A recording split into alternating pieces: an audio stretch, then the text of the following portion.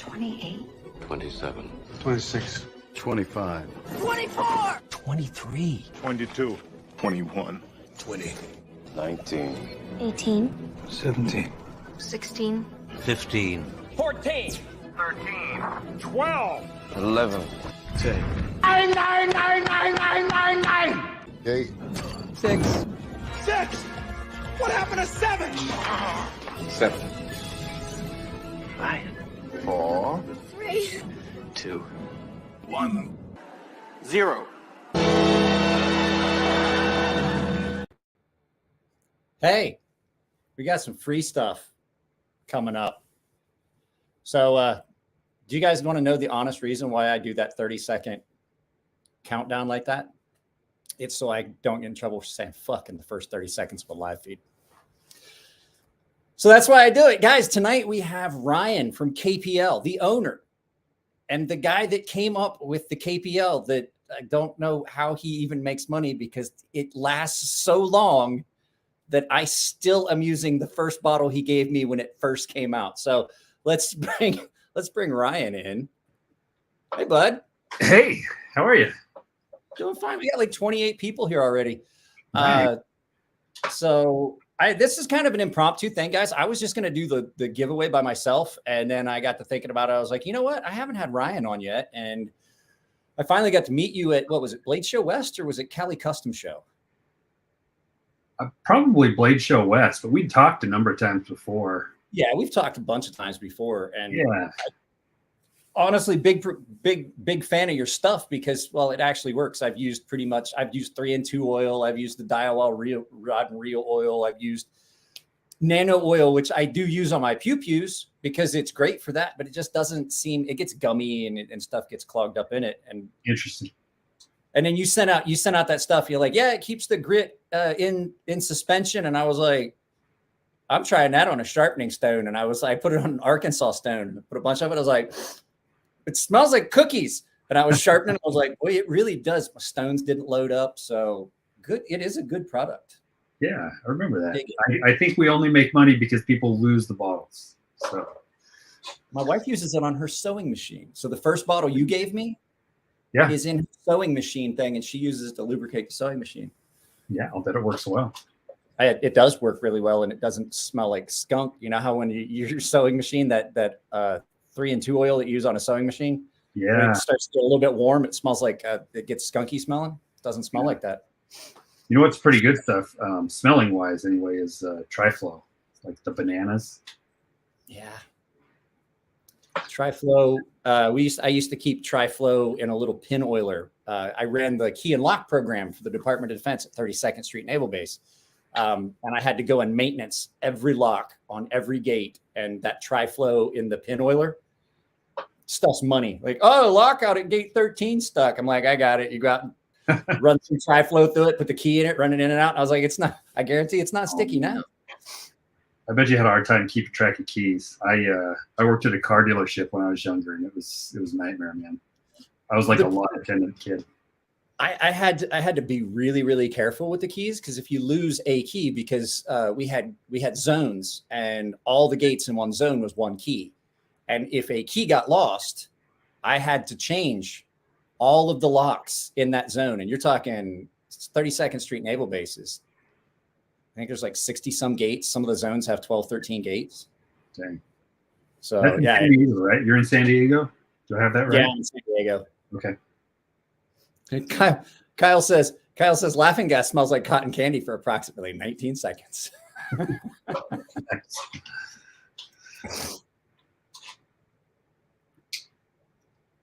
What's this? Gunny Glides tobacco smelling oil.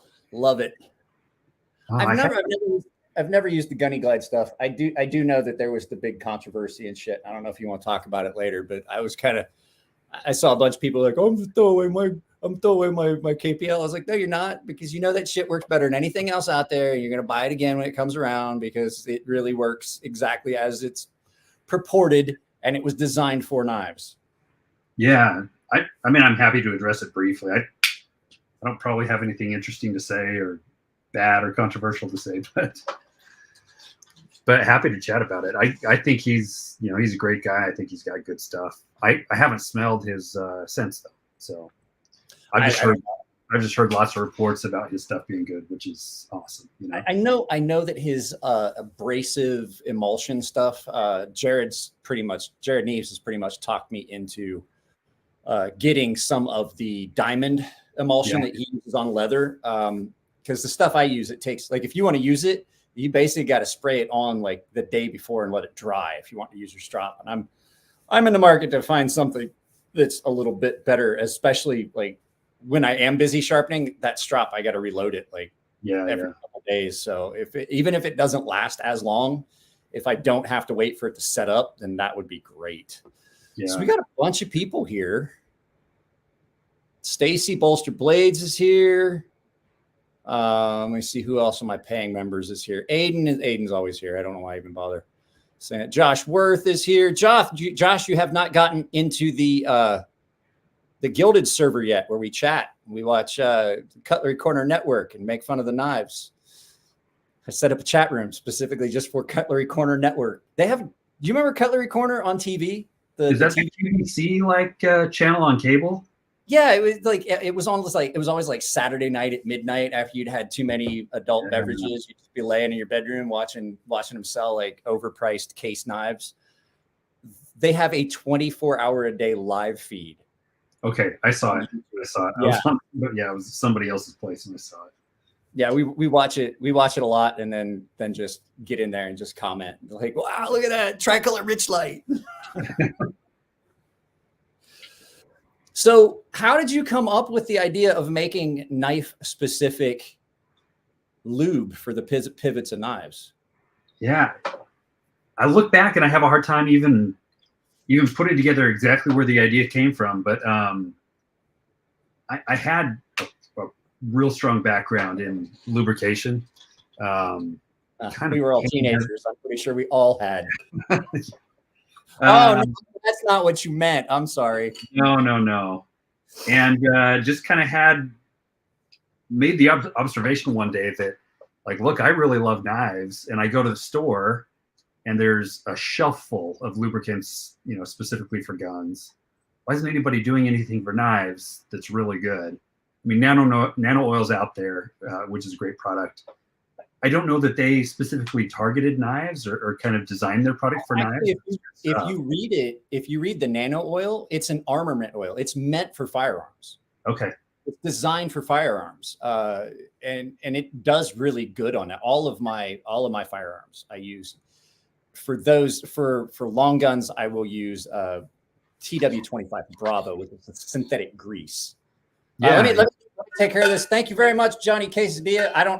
I'm not like Jared. I don't have a little dainty, or Jared or Cole over there. That was loud. That was loud. I don't have a dainty little bell for when I get a donation. So, but you were saying.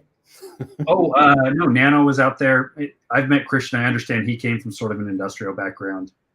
But I had the skills to do it. I knew I could make something better than, anything out there, in my opinion. And so, I just set out to do it and launched this thing in 2018, I think. And here we are. I would say that was about when, because you reached out and asked me if I wanted to try some, and I tried it, and I was like, wow, this really does do what it said. Like the first test, like I said, first test I did was I used it on an oil stone, on an Arkansas stone to sharpen it. And I was like, okay, because I use 3-in-2 oil or WD-40, and then usually you got to go back with like a metal eraser or a scrubby to clean out your stone, because you get a little bit of glossing and shine on your stone. Yeah, and I was like, holy crap, it really didn't do that at all.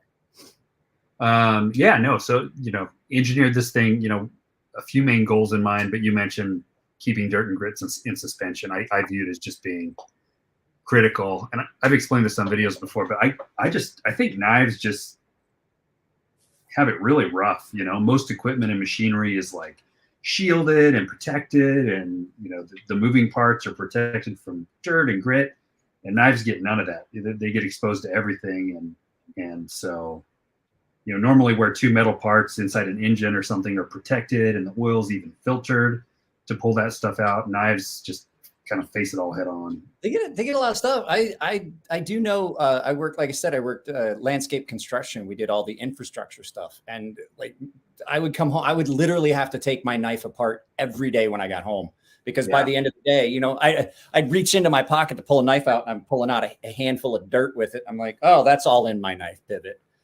Yeah. So guys, I do know that the thumbnail is a giveaway, and we are giving away a couple things. So just so you guys can see what we're giving away. We're giving away one of the limited edition OLIGHT i5 TEOS brass flashlights. This does have a little bit of patina because I did use it for a review. 2 different brightnesses. And I'm also giving away M390 and titanium ARTISAN HOVERWING. I can't remember. I think these were $250, $285, something like that. So I don't have any more room for knives in my collection. And it's been sitting on a shelf, and I'm like, you know what? I'm giving it away. It's going away. But we'll do that a little bit later. Now, that's not one of your designs for ARTISAN, though. No. I don't make folding knives. I made fixed blades. Okay. Well, it doesn't look like styling. There's too much math that goes into a folding knife. I would have to sit down and like think it out and think where I want the stop pin and all that, or have somebody help me with it. And I think that would take the fun out of it. I like more just like, I'm going to get a piece of metal. I'm going to go stand in front of the grinder, and I get done with it. I'm like, yeah, that'll sell. Yeah, there you go. Then I ask somebody else, like, would you buy this?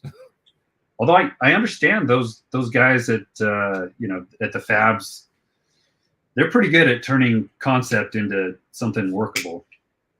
They are, but then if like, I'd rather have it all be me, and if it fails and something isn't the way I want it, then it's my fault, because I know me, because I was in the military, and if something happens and it doesn't come out the way I want and it's someone else's fault, there's going to be screaming and hollering and gnashing of teeth, and no one's going to be happy.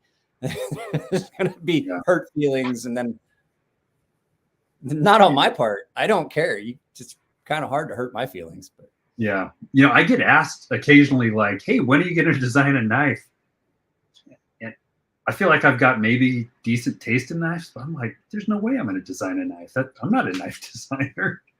I have no skills to qualify me for that. You've been inside a shop for a long time, but I made a couple knives, and I had no intention of them ever really getting released as designs, but like I made the first one. So actually the first knife I made a great big crazy recurve thing out of 4V and put carbon fiber handles on it. Elliot was like, holy shit, like you actually did. He's like, I didn't think you'd be able to do it, but you actually did it. And he was like, okay.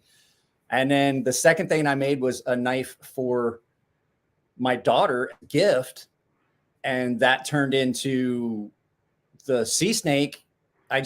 Somebody I was like, well, I like that. Could you make it into a Wharncliffe? Because I'd made a drop point. And so all I did was I laid the knife down on a piece of steel, and I drew it out, and then I flipped it over and lined up everything where I wanted it, and just basically drew the blade on it backwards. And it turned into the Wharncliffe sea snake. And that's the one that got released. Got mine on me tonight. I mean, when I got done with it, I was like, I designed the small one for it was for my daughter. Yeah. So the drop point was for my daughter. So it was small. It was pretty utilitarian. And I was like, that's actually really comfortable in hand. And I was like, then I made the Wharncliffe one I forget who I made the first Wharncliffe one for. And I was like, yeah, that's actually pretty good. And Elliot was like, we can render that into CamCAD. Yeah. And you can look at it and see how you like it, and then see if you can get it released. And I took one of the customs that I had made a custom for my buddy Tino, for my buddy Matt Martino. And I took it to USN in Vegas, and Russell from Artisan Cutlery saw it, and he goes, well, I really like this. He goes, I want to get this. Let's talk to the boss. And so wound up that night, it was my birthday, and I was already about half drunk, and wound up in the Cove because Russell called me. He's like, hey, you got to come to the Cove. The boss wants to talk about the knife. And I showed up, and then being the friend that he is, my friend Nathan from Rat Bastard let everyone in the Cove know it was my birthday. And at about 2 o'clock in the morning, I went stumbling back to the room because I was incredibly intoxicated. I woke up the next day and wished I had died as a child. I did not feel good. But somehow in all of that drunken evening, a deal was inked or something. Yeah, the deal was inked. The knife's been out for over a year now. I mean, it's still selling. I still get royalties. I mean, not much, but that wasn't the point. Like, I realized that the knife was viable, and I'm like, you know what? I just want to get it out there for people to be able to enjoy it as well. That's awesome. So somebody here said, who's this? Sorry, Mike, you can't have it back. No, you can't keep that one. He has one of the production prototypes. Oh, cool. I wouldn't give it back either. Wait, does he have yes, he has one of the production prototypes. Cole, they're $30, man. Fuck it. I'll buy you one or something. Jesus, just send it back. The cool thing about it, I wound up getting to test their proprietary steel when it came out. Oh, yeah. So got to ask, what was your first knife that you ever owned? Yeah, it was a Swiss Army knife. My grandfather was a military intelligence officer in Germany after World War II, and I don't know, he loved Swiss Army knives. He carried the big, I don't even know what model it is, but it had almost everything on it in a with pouch. The magnifying glass and stuff. It had the magnifying glass and the saw and the descaler for fish and all that stuff. It probably had the magnifying glass too. I don't remember what the model's called, but he had that, carried it every day. So that was like my thing. And then I got a 940 way back, like 25 years ago. Holy shit. And carried it forever. And then I sold that and bought a Delica. So that was kind of my story. I could never justify buying a 940 as much as I loved them. It was one of those grail knives that I just wouldn't pony up the dough for, because while I loved the knife, I'm like, it's just, I can't justify that price because it's not that great of a knife. And then I had a YouTube subscriber gift me one at Blade Show West in Portland the first time I went. And the blade was bad. He had sharpened it down to nothing. Trying to like learn how to sharpen.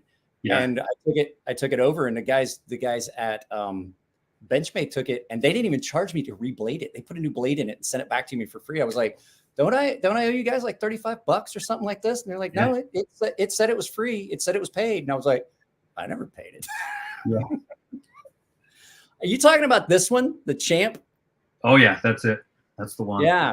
Yeah. Has the magnifying glass and stuff in it. Yep. Yeah, this thing's great.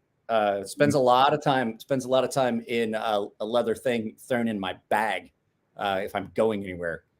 Like I carry a walker in my pocket every day, which is the little one with the saw. I've got like 4 different Swiss Army knives. My daughter's got like 2. They're good. They're great knives to have around. They're not that expensive, and you just every once in a while I'll just pick one up and be like, yep, you know what? I'll buy another one. Because these suckers, I don't think people give them enough credit for the quality of these things. Like, well, I don't see many of them that come off the line looking bad. They're killer bag. For the price, they're just mind-blowingly good. They don't, and people argue with me. I'm like, it's my favorite multi-tool, and they're like, it's not a multi-tool. I was like, motherfucker, it's got a screwdriver, another screwdriver, a bottle opener, a can opener, a knife, a leather punch. Some of them have ink pins. I was like, it's got more stuff on it than my actual multi-tool. Yeah, no, I think it doesn't have is pliers. I think they're great. Anyway, I after having had the 940 and now gotten into other stuff, I realized I didn't love that knife all that much, but I've developed like a newfound appreciation for Benchmade as of late. My brother is a big Benchmade aficionado, so yeah. See, that's not a good thing, because they used to be good. I'm not gonna lie. I used to love Benchmade. I've said it a bunch of times. People are like, yeah, Mike, we know. But I used to love it because when you're in the military back in the day, if you got a Benchmade knife, you got that was cream of the crop, because either you got a Gerber Like a lot of times you get a Gerber or a Leatherman multi-tool that wound up being your knife, or like a Siemens knife if you're on a ship. If you get a Benchmade, that's the best you could get. Yeah, remember. I'm not gonna lie, some of them are still pretty good. Oh, you know what I carried forever was in college it was a huge knife, and it had the two blades, the butt crosslock. I don't know if you remember those, but it had like a big fat plain edge, and then a big fat sheep's foot serrated, and you flip. I remember, and it was like a flapper style. It was like a Big Bear flapper style, and had the two blades side by side. Yeah. Yeah. Hang on a second. I gotta. It's probably no good. I'm already deaf. I mean, that doesn't matter. What is this? Do you score chicks if you had a Benchmade? No, you didn't score chicks if you had a Benchmade, but you just had like the best knife that the military had to offer at the time. Unless you were in a combatant unit and you maybe got issued a cold steel SRK, which cold steel SRK or a cold steel recon Township. Those were the shit back in the day. Those were military issue, huh? Yeah. So you got a website. I honestly, to tell you the truth, have not ever had to buy anything from KPL because you send me everything I would ever want. I have all three of the viscosities, and I have now the KPL blade shield, which is, I'm not gonna lie, guys, if you like a spray on and easy steps, you don't have to do a 2-step thing. It works really good. It's better on tape than EDCI ever was, but still not as good as WD-40 on a paper towel. Interesting. I compared it to gasoline, which was spray with lighter fluid, but yeah, it's good. It's good stuff. So when does the I haven't looked. When does the actual KPL blade shield become available? Let's see here. Is it on your website? It launched today. Oh, it launched today. Right up at the very top, there was a countdown. If you scroll to the very top of the page, there's that golden bar up there. That was the countdown until today when we launched. Temporarily sold out. Wow, it's sold out already? And we got blitzed, yeah. So it's sold out, but we've got stock on the way. So cool. It's tough to maintain a supply chain when you don't know how popular the new product's going to be. But we've got chemicals incoming, and we'll be filling bottles, and we'll be ready. It should be maybe just over a week before we're in stock. Well, I like the idea that, like it says, there's nothing toxic. It doesn't have anything toxic in it. It's a water-based cleaner and lubricant. But so this is, where is it made at? Never end a sentence in a preposition. I'm sorry. I had straight A's in English. Never end a sentence in a preposition. Where is it made? That's all you need to. Where is it made? It's made in Texas, right? We make it all here in Texas. Yeah. That's what I thought. I love tinkering, so I kind of make machines for filling bottles, and we do all the formulating and mixing and bottling right here in Dallas, Texas. Wow. You know what? I didn't realize that you had other stuff. What is this? What is this? What is this one? That's our camellia oil. So like Japanese chef knives. Mm-hmm. Camellia it's a seed from the camellia plant, but it's like the traditional oil that was used on swords and cast iron, and they call it choji oil. Is what they choji oil, because I took Japanese martial arts, I took sword arts, I have actual Japanese swords, I have like a honest to God 400-year-old Japanese katana, and I have a couple that were made when I took martial arts, and used choji oil, and it's got a clove, it's almost clove oil smelling to it.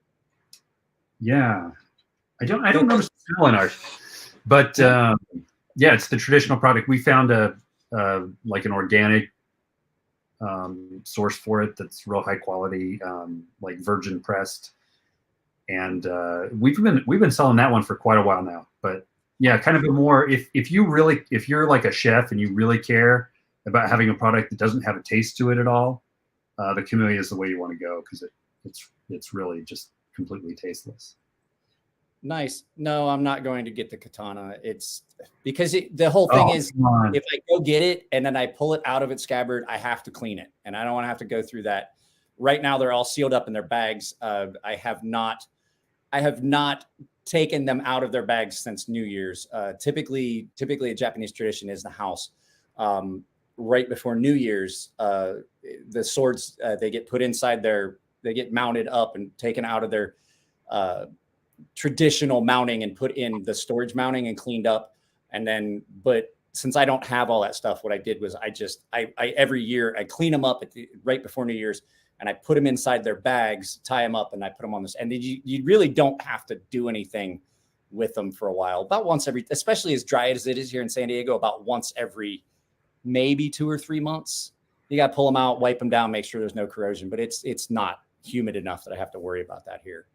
Yeah. So, but that's great because that means that I don't have to spend all that money because typically the only way you can get that is to go to a website that caters to like Sword and Armory, something like that.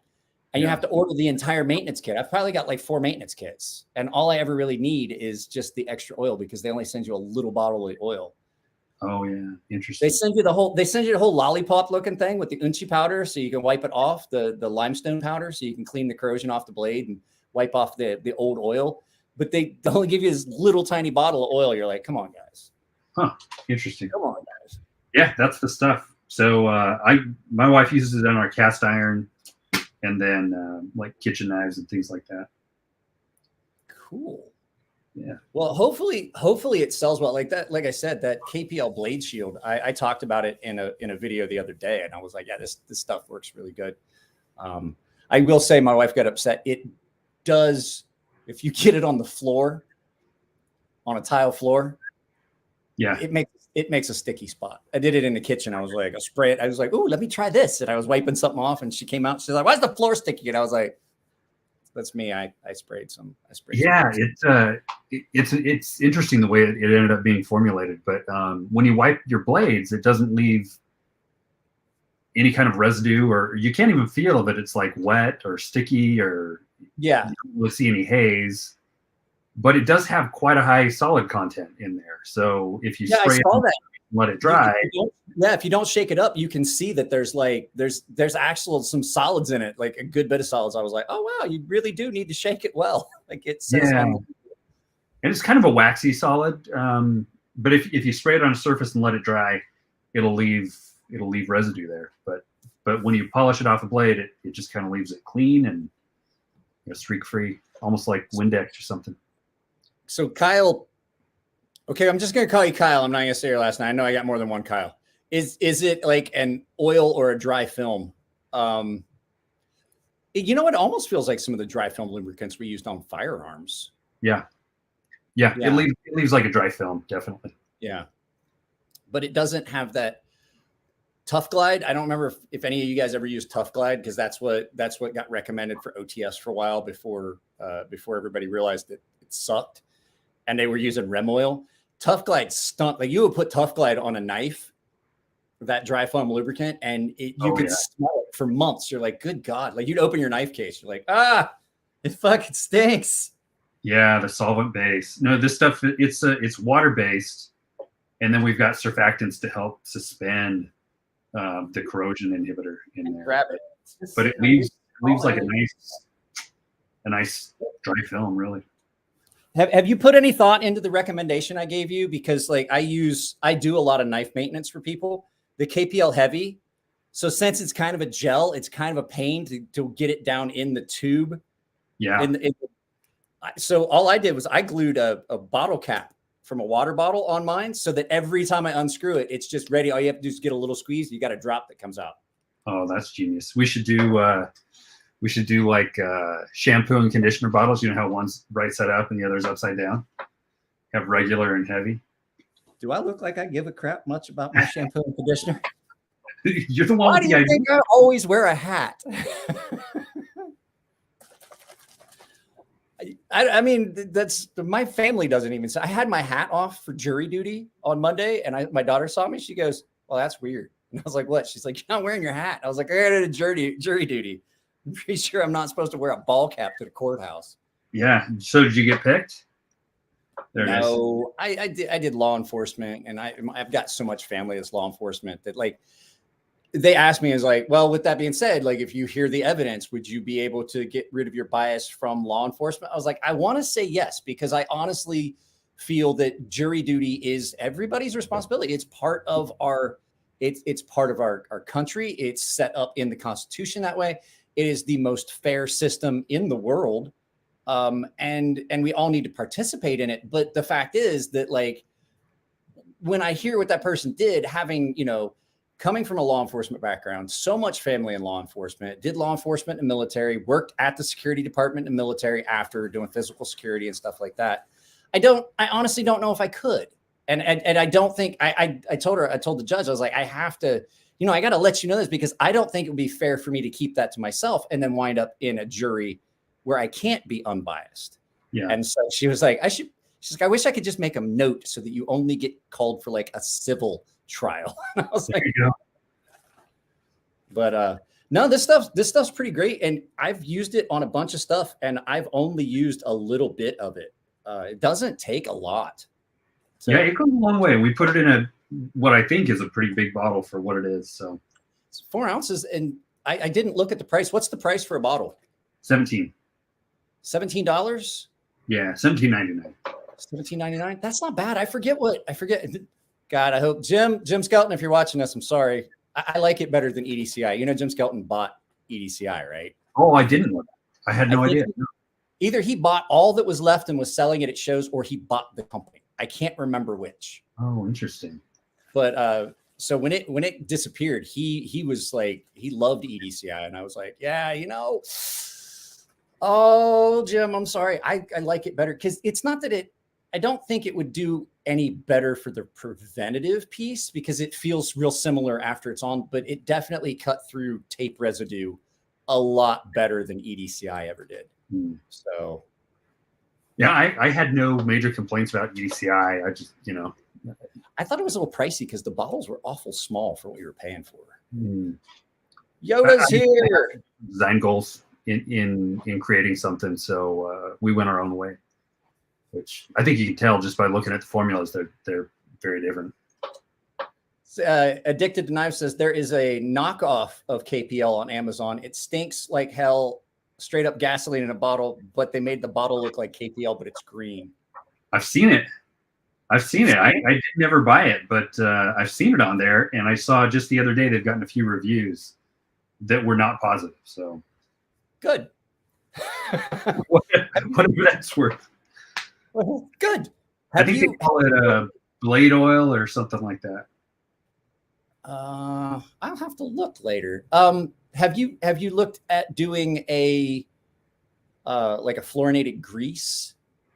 I have. I've got some. I've got the components for it on my desk here that I can't see at the moment. But yeah, that's these things take so much longer than you would think to come out with a new product. That I've got tons of things I'd love to jump on, but you got to focus things in. Yeah. Because one thing we really focus on is once we make something, we want to have it, in stock all the time in all the places, which I think is hard. And you see that all across the knife industry. People have a hard time keeping things in stock. So. Yeah. And also to be like, I like, joking aside, you've sent me, like, I have all of the KPL, the knife pivot lubes, except for like the little stuff, like you said, the blade spray and stuff like that. Oh yeah. But sending it out to somebody that's actually going to give it a fair test, and like, that's a really good idea, because I think you sent those out before you ever released them. I got a bottle of it, and I was pretty impressed with it. And I took it over and I talked to the boys at Ferrum Forge, and I can't remember if you sent it to them, or if I got you to send it to them, or if I let them borrow mine and then they got some, but that's what they use now. So when they put up their knives, they're like, wow, this is better than the nano oil. Oh, I forgot. I got to ring the bell for Oh, Jared. baby.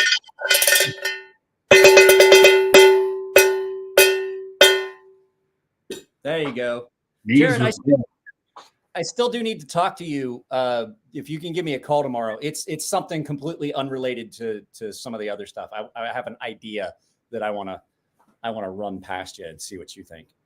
Jared has been, guys, if you don't follow Jared, you absolutely, I mean, I guarantee that of the 69 people here, you guys follow Jared. The guy's got, like, he just beat Metal Complex. He's on his way to beat Nick Shabazz, which will be cool. I'm gonna call Nick and be like, hey, did you see the ugly dude beat you? But Jared has done so much to support the channel. He's linked videos and stuff like that. I literally got like almost triple my view count this month just because Jared linked one of my videos in one of his. So cannot say enough about the dude, how much he's done to help support the channel. And that's why I want to talk to him. I want to see, like, if there's stuff that I'm missing and stuff like that, because he definitely gives me advice on where I can go with the channel and things that I should be doing that I'm not. So there's that. So yeah, I had a question about this, the non-Newtonian fluid that you basically have now created, where it's a gel.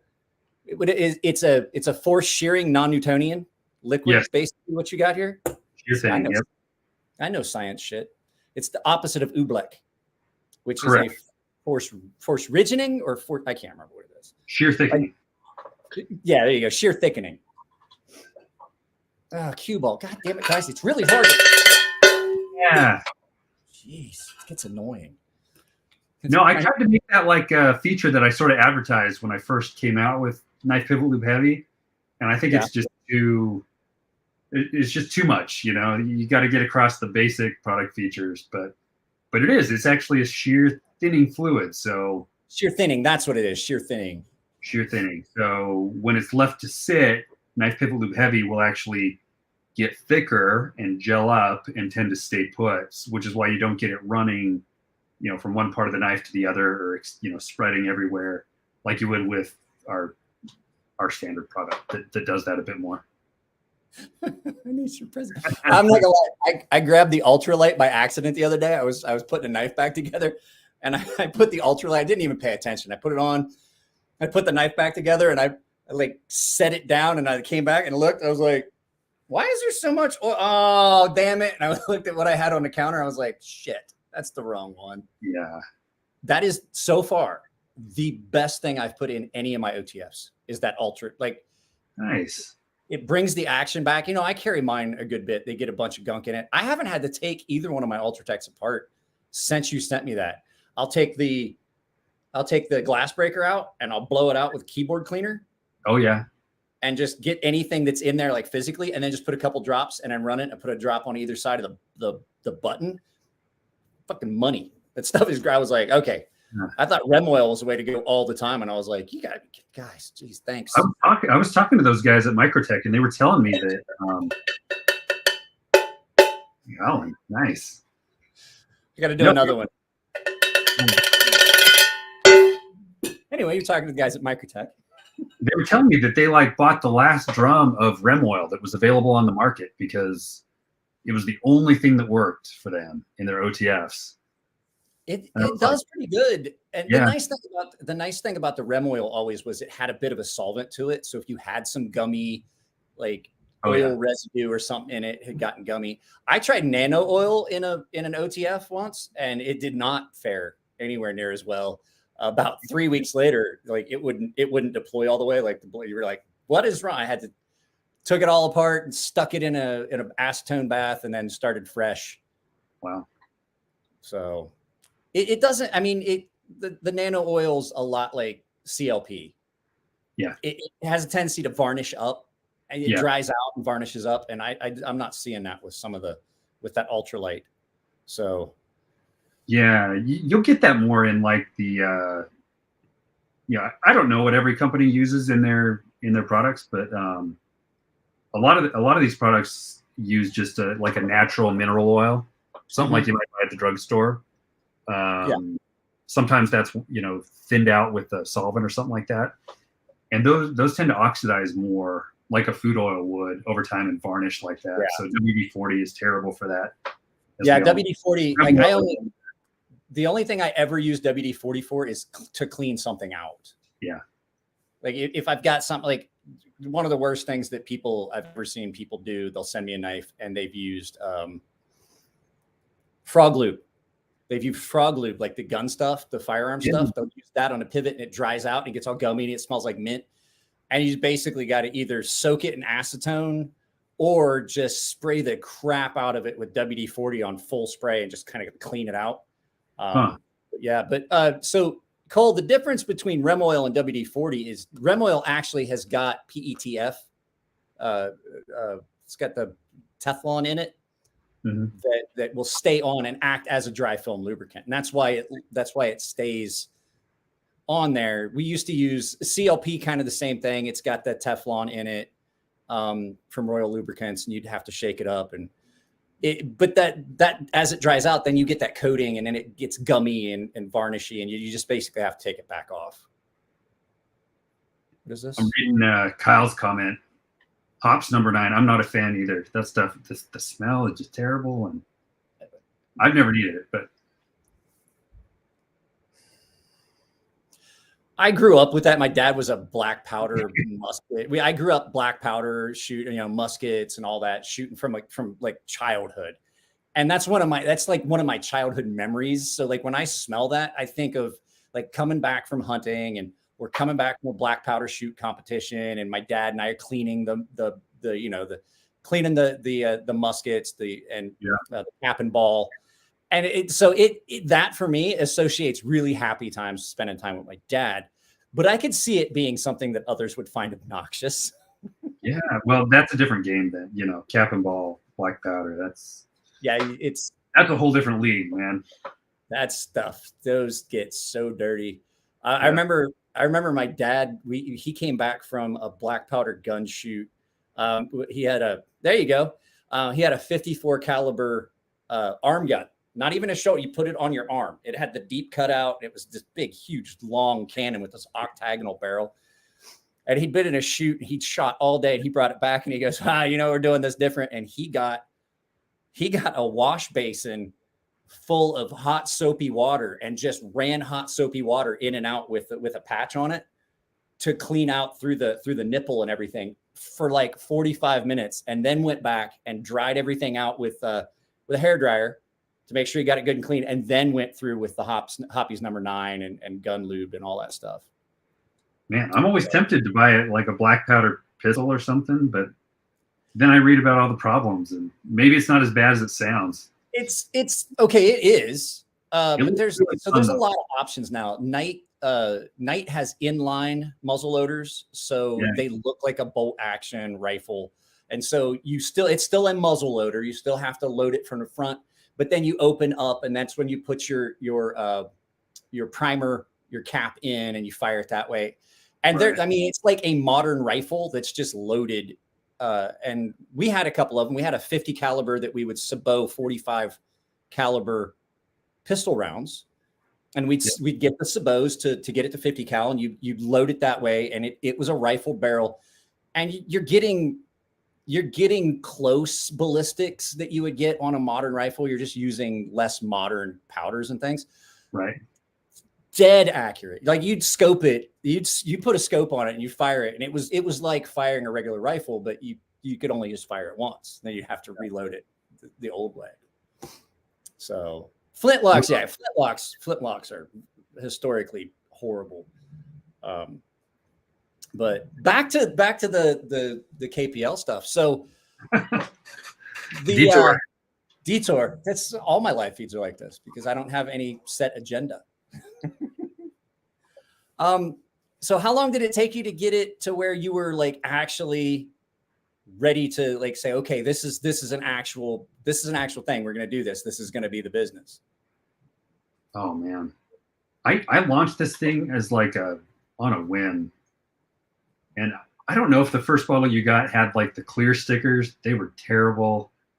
I mean, it was a joke at first, I mean, the formula has never changed actually. So I felt very good about what we had. The presentation was not there, but I continued to work until 2020 almost in my day job, and then I've now turned kind of full time to KPL. But Nice. it's just been a slow growth thing. We bootstrapped it, and I'm real hesitant to like take on debt or no investors or anything like that. So we're just kind of. You got your kids filling bottles and stuff in the garage. Yeah. We've got people now working for us helping fill bottles because that was wearing us out. And then we've tried to buy or make machinery and equipment as much as possible. So it's getting more and more automated, but it's still right here in town. So nice. And hopefully it starts to take off to where you like actually have to hire people and then move it off site and then like have to go to the office to supervise. You know what I mean? We're right there. My wife is about to kill me with all the junk around our house, just keeping everything in stock. So, well, we can talk about that offline because I want to move to Texas. I don't want to stay in San Diego. So, I've talked about like because you're in Dallas, and that would be because my daughter's she's on the U.S. figure skating team. She is a top tier skater. She hasn't gotten to skate. She's been fighting with injuries for an entire season. But if we were going to move to Texas, that would be about the only place where we'd be able to find something that she'd be able to find coaching that would be equivalent to what she was. I was. How old is your daughter? I know she's been skating for a long time. How old is she now? She's 14. She's turning 15 in October. So it's the fact that's a nightmare. It's a nightmare. I'm watching her like just all of a sudden, like she was my little girl until just like one day I was like, what the fuck happened? And I take her places and I drop her off at like, she goes to school she doesn't go to school every day. She goes to school that's in a public area. It's a charter school. She only goes 2 days a week and she's only there for like 2 hours. I have to drop her off and she's going through this public setting and I see guys looking at her and I'm like, I'm in so much trouble right now. I'm like, I'm going to wind up shooting someone. Yeah. I've got a 15 and a 12. So I feel yeah. How to enter the giveaway? I'm late to the party. You have not missed anything. I usually wait till about the 1 hour mark. So just to get the most amount of people here, we'll give away the first item, which is going to be, I'll let you guys decide. What do you want to give away first? Do you want to blow the load and do the knife first? Or do you want to do the flashlight just as like an appetizer? But I usually do it like right about the hour mark. And there is no entry. What we're going to do is everybody gets to pick a number. So I'll lay the rules out while we're doing it, since we're already talking about it. When I type the word go in at the hour mark, don't start now. When I type the word go in the comments section, everybody gets to put in one number between a range that I pick. And when I type stop, Ryan and I are going to go through unless one of us sees somebody nail the number. And then if somebody picks the number, then we just let that person know, and then they contact me, and I get a hold of them, and they get the item. I'll ship it to them, and they get free stuff. There you go. That's how we're going to do it. The same way Jared does his, and no matter how many times either one of us have done a giveaway this way, everyone starts prematurely. Can't blame them. All right, so you're doing the sharpening business now. What good stuff have you seen come through? Oh, I've had some pretty high profile customer stuff come through. I had a dude that sent me 3 Todd Fisher archbishops, not archbishops, archangels. The cheapest one he sent me was $4,000. And I was like, you sure you want me to sharpen these? He goes, yeah, I carry them. I was like, okay. I sharpened a Rockstead here not too long ago for Daniel, one of my paying members. He sent it to me and he's like, it's going to be a carry. He's like, I want you to sharpen it. I got to carry it and use it. And it was amazing. So, it was something really cool that I got to do. And I've gotten to see him and I got to see him, but everybody's like, yeah, but don't use it. And I'm like, well, that kind of defeats me doing a video about it, but I did it anyway. But this guy, he was like, yeah, use it. I cut up so much stuff with it. And I was like, this thing is terrifying how sharp it got. I've seen all kinds of stuff. And the thing is, I have the best subscribers. I honestly have the best subscribers in the world. I know every YouTuber says that, but I mean, I have one guy that has sent me in the last 4 months has sent me 3 knives. And I'm like, dude, well, what do you want to do? What are we doing? Is it sharpening? He goes, no, that's yours. Clothes. He sent me a jacket. He sent me this. This is the PMP Big Boy.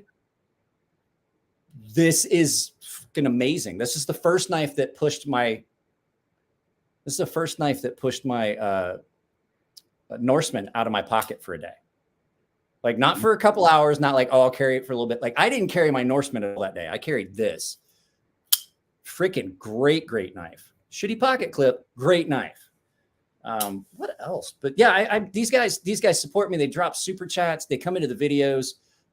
My paying members, we hang out in this gilded server that I have set up, and they pay a monthly. And I like to give back. So typically giveaways are done for the paying members, but you know, I thought, you know, we're almost at 7,000 subscribers. Why not do like a general giveaway? So I'm going to give a couple things away. Like I said, I'm giving away the HOVERWING. Oh, this has my edge on it too, by the way, guys. Nice. So we're giving away the HOVERWING and the flashlight. So have you had anybody reach out to you and say, hey, we want you to start making like smaller bottles to put in with our knives? Like, yeah, a bunch of people have actually. I shouldn't name knife companies, but a bunch of them have asked, and we've looked at doing it. It's a little bit expensive, and the initial order quantities are really high. Yeah, and you just end up basically with one of those little plastic packets where you tear the tip off or something like that. Yeah, well, I mean, that's that how drug dealers do it. Like, drug dealers give you that little sample, and then the next thing you know, you're hooked, and you got to come back for more. And you're like, oh, the first one was free.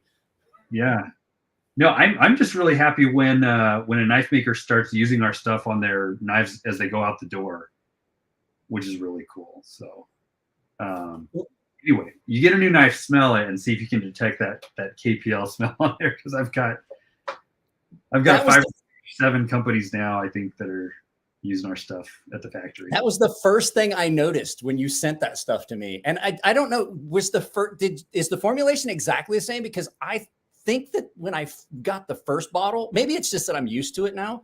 Yeah. But I was like, what is that? What am I smelling? I was like, and I was walking around and I was like, what am I smelling? And I had my knife, and I was messing around with a knife trying to feel how it felt with the difference. Like, does it feel different than it did before? And I was like, yeah, I can feel a discernible difference. Yeah.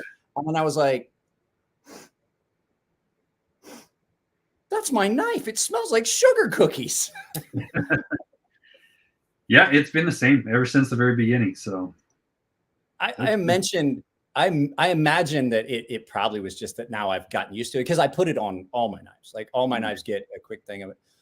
One of the things that I did to just kind of test your claims, like I said, I did the sharpening, but I put it on a knife that was filthy, a knife that I carry all the time, and just like didn't even take it apart, just a drop on either side, let the capillary action suck it down in. And I was like, okay, let's see how that. And I was like, oh boy. My favorite is at Blade Show. You get a lot of locals from whatever area you're in at a show, and they'll come in. You know, they're maybe not like super aficionados who are taking their knives apart, and they've got a knife that's just, I mean, has never had any attention paid to it, and the action's terrible. You know, and so we'll just add a drop of our stuff to it and hand it back to them, and mind blown. My knife is so much better. Which is great. And I'm the kind of guy who I don't take my knives apart very often. I'll just add a drop. That's what I was gonna say. That's one of the things I like about the KPLs. I can just put a drop of it in and just have it get in, and I don't have to take it apart. I actually I take my knives apart way less now that I use it. I will say the only knife that I don't use the KPL heavy on is my Norseman. And it's because and I'll show you exactly why. It has got such a large area it's going to fly open. You can't make it come open. It has got that large area there of exposure. Yeah. And there's just so much of it that I'm like, I actually, because it kind of gets out, it spreads out across it, and then you've got this like dirty line on either side of it. So I still use the regular on it, because it doesn't seem to get that black line. It doesn't affect the action at all. I see it and then I'm like, it looks dirty. I got to clean it. Yeah. Interesting fact: the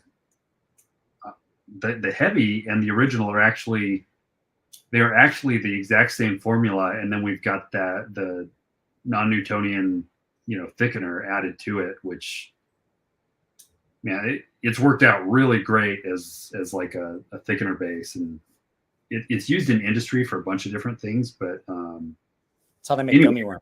Same level of protection is what I'm trying to say. Yeah, that's I say this is the only one. Like all my other knives, I put a drop of it on the detent ball, and it's great. It's just this one because of the large area you have on both sides of it.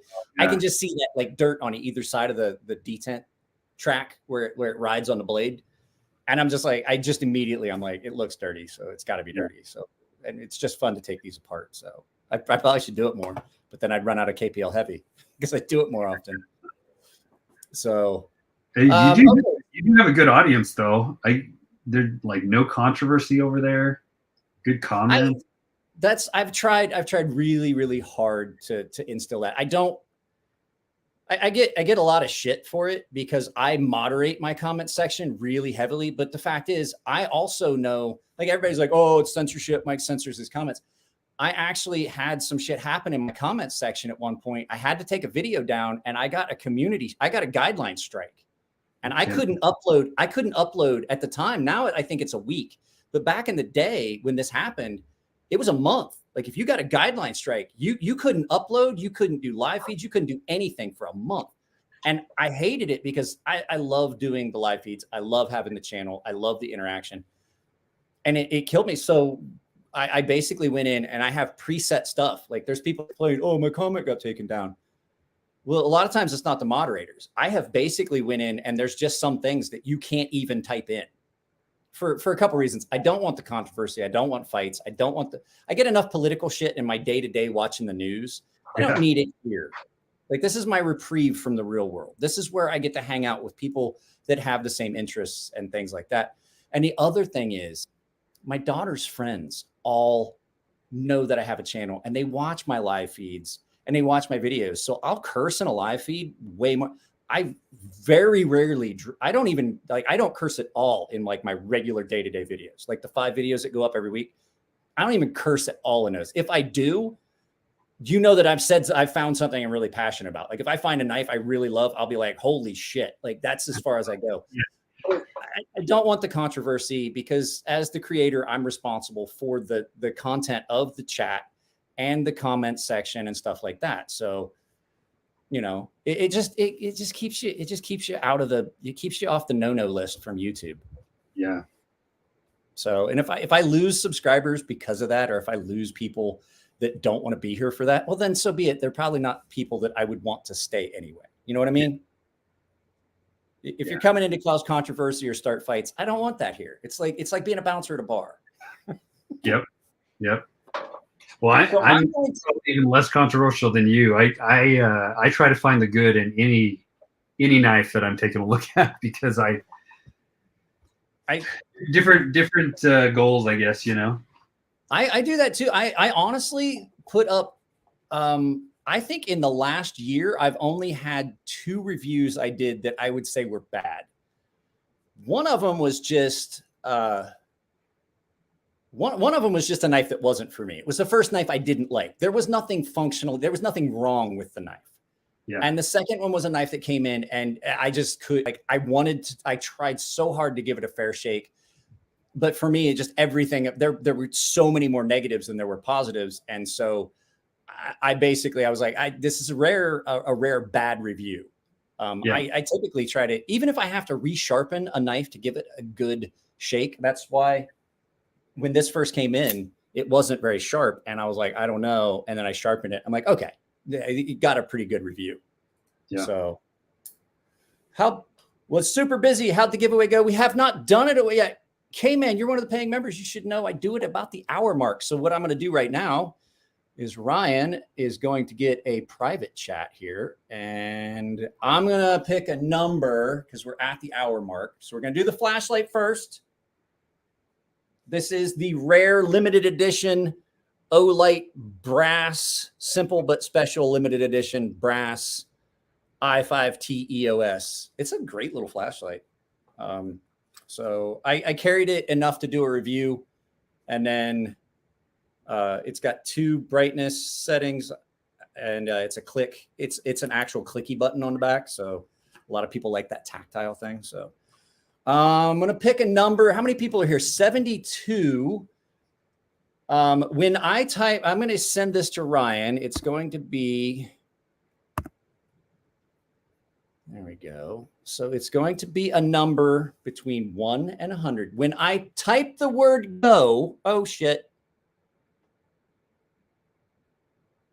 We'll wait on Ryan to come back. Ryan has removed himself.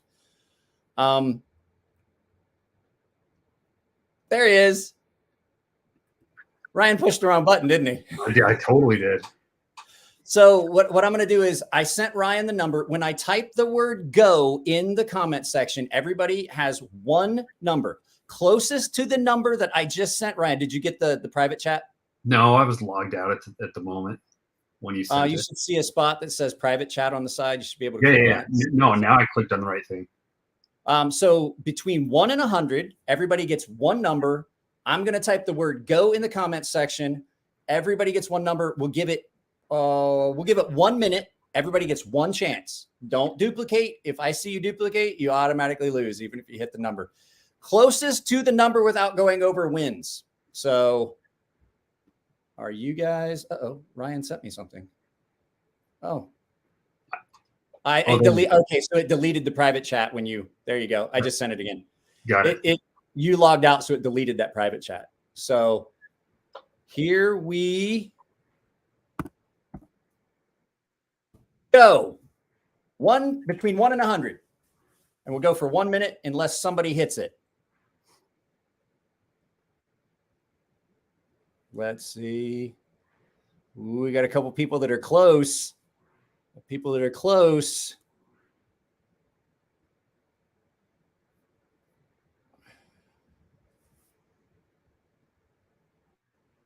They're close. I got a couple that are pretty close right now.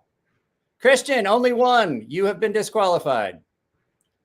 You went over anyway. One. Only one entry. He's not giving up. Got about another 15 seconds or so.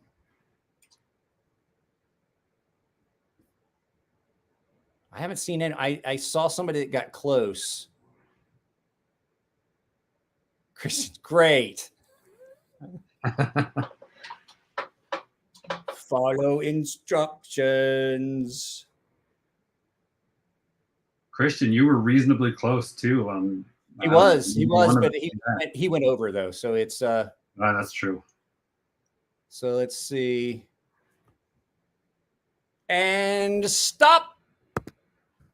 And I have to type it in so I know where to stop looking. So, okay, so let's go up through here. I saw one that was real close.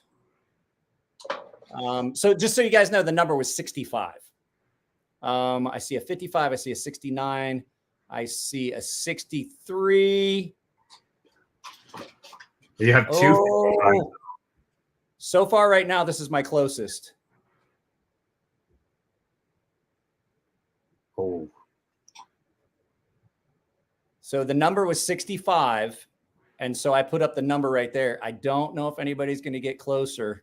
I knew everybody was going to type 69, and I almost did 69. I was like, that's too obvious for me. Tyberski.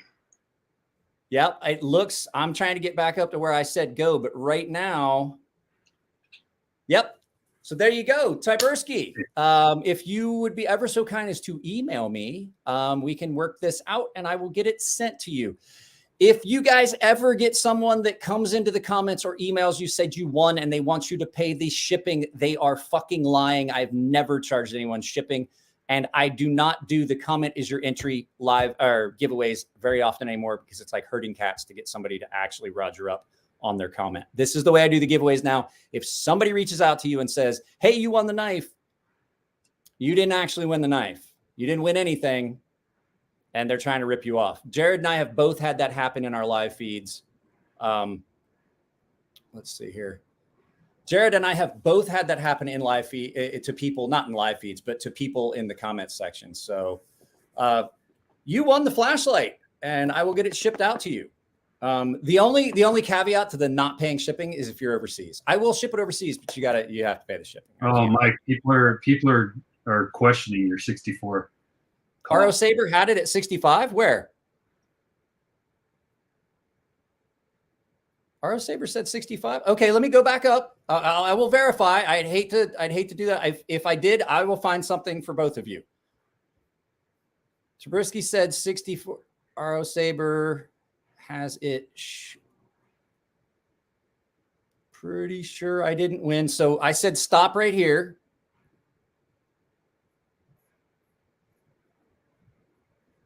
I'm looking back through the comments. I don't see. Hang on. Oh, no, there it is. There it is. 10:30. Well, everybody was at 10:32, but I don't. 8:32. I do not see anything. Okay, I mean, if everybody's telling me that it's in there, I don't see that comment. I don't know. You said go, and he said 65. Maybe 10 comments below that. Who said 60? What? Right when you said go, I think there's like 9 or 10 comments. Yeah, and let's then go back up. I want to be fair about this because I don't want to screw. So let me get go. Connor. Yeah. Oh, there you go. Okay. Yeah. I'm sorry. Yeah. I didn't even see it. I don't know how I didn't see it. It could be that I'm dyslexic. So tell you what, I will find something for both of you. That way I'm not screwing everybody. So both of you reach out to me. I will find something I have here as a giveaway. I got a replacement plug for a toilet or for a sink. I mean, just kidding. I have other things that I can give away. As a matter of fact, I will give away something of approximate value. I was going to do it as a giveaway later. As soon as I get done with the full review, so I will let you guys pick who gets the more Myalea or who gets the flashlight. So who wants which? If you guys want to contact me and we can get it figured out that way, that's the only fair way to do it. I apologize. I didn't see it. I called it out wrong. I apologize. It feels wrong to do it that way. So, I would like to say that whoever actually picked the number should get the flashlight, and Arrow gets first pick. Yeah, Arrow should get first pick because he actually picked the number. That's what everybody's saying. So I'll let you guys figure it out. So, I still have a knife. I still have a knife to give away. 1 minute knife review. How much for the sink plug? I think the sink plug was like $1.20. I broke the one and Arrow. Okay, Arrow, which do you want? Do you want the more Myalea or the flashlight? So just let me know, and then I'll get it figured out, and I'll put. Oh, that's cool of you, dude. That's cool. So no, God damn it. There you go.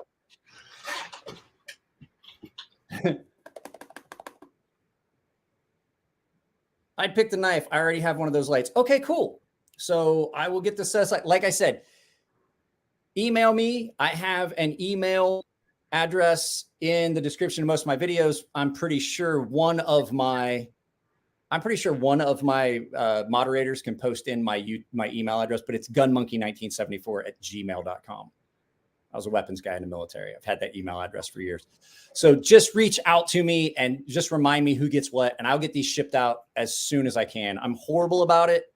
I'm not going to lie. I'm pretty sure that Zach finally just got his knife he won like a month and a half or 2 months ago. So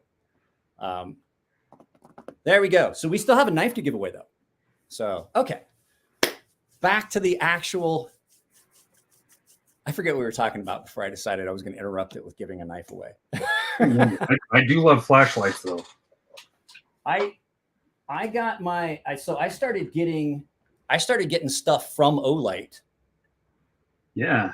A while back, and they have sent me some great stuff. So this is like a $200 freaking flashlight they sent me, and I love this thing.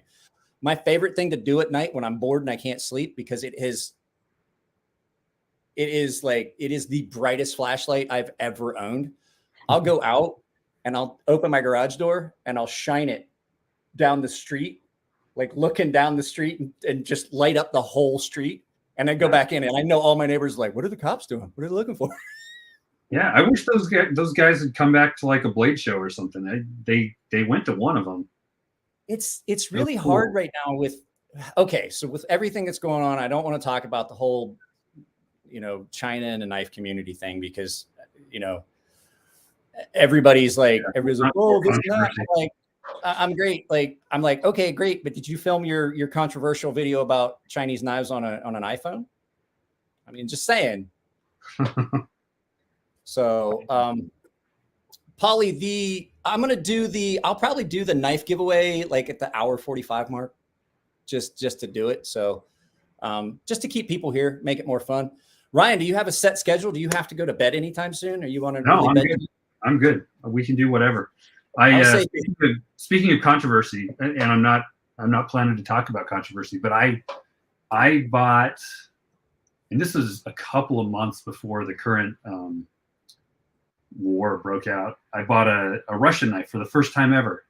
Also, the first time I've ever bought a knife that was like more expensive than, say, the Chris Reeve level, Hinderer level, a Russian knife. And now it's like no good to me. I can't take pictures of it. But it's a great knife. I love it. You know what? I don't worry about any of that shit. Why? I'm like, but I got a company here, I'm like, everybody's like, oh, you shouldn't do that. I'm like, great. You know what?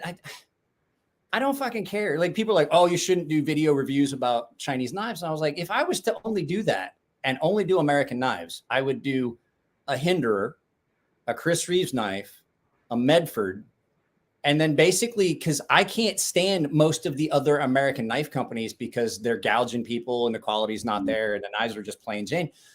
And as much as I pick on Greg Medford, he's got some of the best made knives his OEM right now is top notch. It is the best US OEM right now. Yeah. ProTech, yeah, but I'm not always a fan of ProTech knives. They have some, but you'd get maybe one video a month and it would be the same knives. Yeah. Over and over and over. Because how often am I going to get anything new if I only do that? And I love knives. Yeah. No, somebody asked, was it a Shirogorov? It was. It's a great knife. I mean, I'm still going to use it. I have no idea what I guess they're brothers or what the Shirogorov brothers are like, but here's the thing. I don't know if they're actually one individual for a war, right? Are they actually in Russia? Because I've met them at several knife shows. I don't know if they're actually in Russia. Interesting. Anyway, I still love it. I'm not going to sell it. It's a great knife, but I'm not a fan of Canada and their policies, but I got a Grimsmo Norseman, and I'm not going to be like, screw this thing. I'm like, hey, Lindy and Richie are here from Knife Modders. Hey, Kyle, I'm with you, man. I don't blame any one knife maker or knife company for the policies of their country, which is kind of my take on the Chinese stuff, So. Well, and I've said it before because I have friends. I have a lot of friends that have had machining and manufacturing. Why did that light go off? Their machining and manufacturing and stuff like that is done. There we go. That's better. Their machining and manufacturing. It's an American company, and machining and manufacturing is done there, and they bring it back. Yeah. And when you look at it, everybody's like, "Oh, all that goes to the Chinese government." Very little of it actually does. I mean, does it go? Yeah, some of it, but the majority of it, like 75%, like 75 cents of every dollar, goes to the designer, the distributor, the U.S. Postal Service, the vendor. So, I mean, 75 cents out of every dollar is pretty much going to the US side of the house. I'm fine with that. Yeah. Right? I mean, well, you know, I hope it's like a free trade enriches every, you know, makes everybody richer, us and them. But, you know, certainly not a supporter of Chinese government's policies. I'm not either. But Yoda, that's what I was saying. I believe I'm disagreeing because I have friends that get their stuff made. Now, if you're buying a Russian knife from a Russian company, yeah, I could see that. But yeah, unless you hear they are supporting you, don't. I don't shop local or allied, in my opinion. Yeah, I mean, but like I said, what is this? No offense, Ryan. Just feel bad for the people there. They don't have say in what the government does. Yeah, he made a comment above, and I agreed with him. But yeah, no, man. So what's the next step for KPL? Are you guys going to get into making like abrasive stones and stuff like that for sharpening stones, so I can get decent, really good American-made sharpening stones without having to fucking fight with shipping from Japan? Man, maybe. That's right now. That's not my area of expertise. I don't know if we'll do the sharpening stuff. We certainly have some more places to go just in knife care and maintenance aside from sharpening. We may actually do some strops. I've done strops in the past. Are you thinking about doing like preloaded strops, like impregnated strops? Yeah. I've tried a couple of those. I've tried a couple of them. They're hit or miss. The ones I've tried have been hit or miss, but they were also at very, very drastically different price points. Yeah. I had a friend that was talking to me. He's like, "Can you try these out for me?" And he's like, "I'm thinking about adding these to my line of things that I sell." He owns a knife business, and he sells all kinds of stuff. He has an actual storefront, but he also sells a lot of stuff online. And I tried a couple of them, and I was like, "This one." Money lasted for a very long time, and then basically it tapered, it petered out, and I would have had to have like reloaded it, but it was kind of just like it's impregnated in the leather. And then the second one he gave me, I was like, this one, garbage, it's hot trash, don't put it on your website. So, well, the green compound that people use, oftentimes that's not even the majority of it's not even chromium oxide, which is what it's supposed to be, green. Yeah, that's where the color comes from. Usually it's just like really crappy aluminum oxide of unspecified particle size, I get specific ones. I don't get anything real special, but I get the green, I get the really hard, like the 1 pound block, really hard chromium oxide buffing compound. Yes. So that it doesn't, like, I don't like how some of that sticky, really waxy, soft stuff feels on strops. I'd rather have that coat. I'd rather have that on there. And I find it works better. And I can't tell you what the brand is, but I know what I'm looking for. I know the logo that's on it. It works really, really well. I buy, it's from a company called, it's actually an art company because they use that green stuff as like a paint pigment. But from Kremer Pigments, they're like an art company. You could buy chromium oxide powder, and it's all like it's actually micron specified, so it's all below like 0.5 microns. Anyway, it's really good stuff. If you ever want to try it, but you do have to find a way to you got to find a way to you got to find a way to stick it to your wax and oil or something. Yeah, so I mix it with the wax and do like a strop compound that I've never productized, but maybe I will. Yeah, Knife Modder says there's a lot of stuff out there that is low quality. I had gotten some stuff from a straight razor because I really started getting into having strops that were good quality strops and things like that when I started doing straight razors for customers, because you want to have something really good. And I tried some stuff from a straight razor company, and the first time I got it, it was great, and then the next time it was like, it was really like gummy, and I didn't find it did anything. And I was like, I'm done with this. And so I knew that I've used that buffing compound before, and it's always been good. The first time I get some and it's not good, I'm like, yeah, I'm done with this. Yeah. I'll find something else. Yeah. I like some of the diamond emulsions too, like the good quality diamond emulsions. Yeah. I've got So- I've got a few in here, but yeah, that's just good. It does seem like there's going to be a lot better selection in sharpening stones and stuff, though. There is, but that's also kind of hit or miss. That's why I was saying I would like. But it's hard to find them in stock, right? It's not that it's hard to find them in stock. I had bought some stones. I like. So right now the stone I'm using is one of those sharp pebble 2-sided water stones. It's got a 600 grit side and a 2000 grit side. I have a 1000 grit stone that I use. That's a king stone. Those are always good. Like the 1000 grit king stones are like $10. Yeah, they wear out quick, but they're $10. Yeah. And they're always going to be good. They're always consistent. The sharp pebble one that I got is really good, but I've had other water stones that I've gotten, like those 2-sided ones like that. Yeah. And you get one and then you wear it out and you get another one from the same company and you expect the same thing. And it's just hot trash. It's like a dumpster in July. You're like, what the fuck is this? So, and the stones that I really like are the Kai stones, the Japanese Kai 2-sided stones. Oh, really? But I can't find them anymore. The one I like, you just cannot find anymore. So, Shaptons are good. Chaucera stones are okay, but they have a tendency to crack after a while. Before they're worn out, they like start to crack and shit. But the vitrified diamonds. Yeah, I was getting ready to say somebody mentioned Big Brown Bear. Big Brown Bear, Sean Houston has started.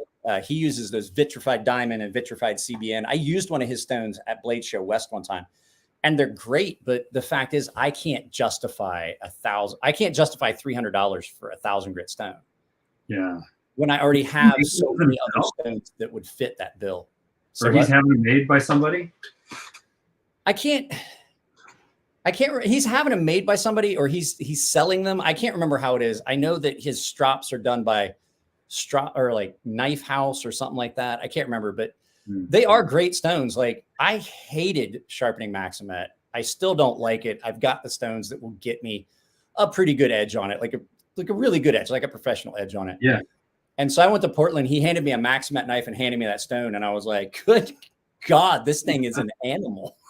Like, I was like, holy shit. But then again, I also was sharpening his knife. Ultra thin, not a factory edge, not something somebody had chowdered out, fucking hitting it's Maximet. I can cut whatever I want. I cut a staple with it, and then they chip the blade. So those stones he sells are amazing. Yeah. So I'm like a freehand sharpener like you. That's just the way I've always done it. But I just recently got some diamond waterstones. Before that, I've always been a guy who prefers steels that are easier to sharpen. Like I would prefer, I don't know. That's what it is. Portland Knife House. A2 or something over, I don't know, M390, just because I can put a killer edge on that without too much effort. But I don't know who made. Oh, Nanawa. I have a whole diamond waterstones. Set of those. I'll show you what I got, and I got it because Jared. There's my 940. I got it because Jared talked about it, and then one of my paying members was talking about. She had one. This is the Atoma 140, and it's not like most diamond stones where there's like, it's just like some diamond spread out all over it, and it's just like on a like it's filmed to it, like it's sprayed on, and then they use like a nickel or something to bind it. No, this is actually, I wish I could zoom in on it. Yeah, you can't see it. It's like little pockets of diamond all over it. S110V, baby. S110V is rough to try and reprofile. I reprofiled the edge on a Spyderco and S110V in like 5 minutes. I was like, good God, it's just like, it's an animal. So yeah, it was Cutting Lace EDC talked me into getting it. And the fact is it's like $67 for it. But if you look close, the aluminum piece underneath, you can take the top foil off and put a new one on for like 30. Yeah, those are really high quality stones. I think I've got. I don't remember what grit it is. I think I've got one, but like they're really really flat. They're nice. Super. Yeah, this is probably the best diamond plate I've ever bought. I've used the DMTs, and I used the ultra sharps. Jared told me, he's like, try the ultra sharps, like $40 for 4 of them, and I was like, after like a couple uses, I was like, the 600 is shot. The 1200, I don't think there's any diamond left on it. I'm just rubbing a knife on a plate of steel. All right, where you can just like pop diamonds off them, just using them. Yeah. Frustrating. These aren't like that. These are so much better. And the nice thing is, if you want to turn it into a reversible, because both sides are milled super flat, if you want a 140 and like a fucking 600 on the other side, just get the film, just get the piece, stick it on there, and then put it in something so it doesn't get all fucked up. And then you've got a double-sided stone that cost you half of what it would have cost to get both of them. Yeah. You know, there are people who use those diamond stones as flatters for their water stones. I do too. I already have I used it to flatten my water stones. I don't feel any change in it. If anything, it made it a little bit better because it was super aggressive. Yeah. And my water stones are not they're not hard enough and abrasive enough that it would affect that at all. Right. So I did it, and I flattened my stones with it. I was like, that's pretty good. Beast. So, Lacey talked me into that. What was this? Cutting Lace. Thank you, Aiden. Oh, never mind. So, go follow Cutting Lace EDC. She's just starting her channel. She's teaching herself how to edit, and I feel bad for you because Cole has set the bar really high over at Tri-State EDC on what we have to do to have a channel that's worthwhile. Wow. I had to purchase a green screen. I've got studio lighting, production value. I've started actually editing stuff in and transitions and audio, and it's freaking nice. Hard work. You know, it takes so long to edit something together. It takes forever. Especially the way I do it, because I don't script anything. Yeah. So doing this live feed like this is the same way I do one of my videos. Like somebody's like, oh, well, do you like sit down and script? I was like, no, I turn the camera on, and I'm like, I grab the little remote for the camera, and I sit down in my little stool and set the tripod up, and I'm like, well, let's do this. Here we go. And the second I hear it go, I'm like, yep, we're filming. You go face on camera a lot more than I ever have, though. So this is my second YouTube channel. I had a channel. I renamed this channel and I took down all the other content. So when you see, like, Cole was like, oh, Mike's been doing this since 2012. I didn't actually start putting up videos that were worth a shit until like 2016. So what happened was I had a channel that was like Nick Shabazz's channel, and it was just the generic down over, camera down, and I was just kind of monotone talking about the knife and just the general specs, and I didn't get into like any specifics and point of use or how I used it or any of those things, because at the time I really didn't have all that many knives to do, and I was borrowing knives from people, and I couldn't do heavy use stuff, and it was stuff that had came to me for sharpening, and I didn't want to, not everybody wants to use their knives. And then I started talking with John Grimsmo at Grimsmo Knives, because I actually had saved up money to get a full dress. I was getting Timascus, customized pocket clip with my rating badge from the Navy, the cross cannons for my rating mark. And it was on hold. I told him, like, when I was ready to pull the trigger, we'd do it. And I changed my mind because I was starting the LLC, and I didn't feel that it was at the time a good idea for me to spend $1,400 on a knife when I needed to throw it into the business.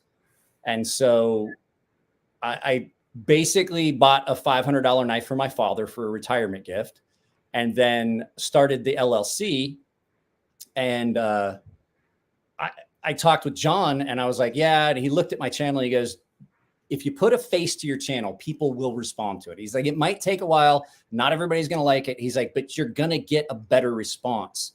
And he's right, because the viewership that I have is a pretty loyal viewer base. Yeah. I might not have a huge channel, but like the people that show up for the videos are all like, it's a quality group of people. I'd rather have 6,000 or 7,000 quality subscribers than 8 or 10,000, 10, 12,000 subscribers are going to come in and argue and fight and talk shit about you behind your back. So that's the whole, but like John told me, is like, put a face to your channel.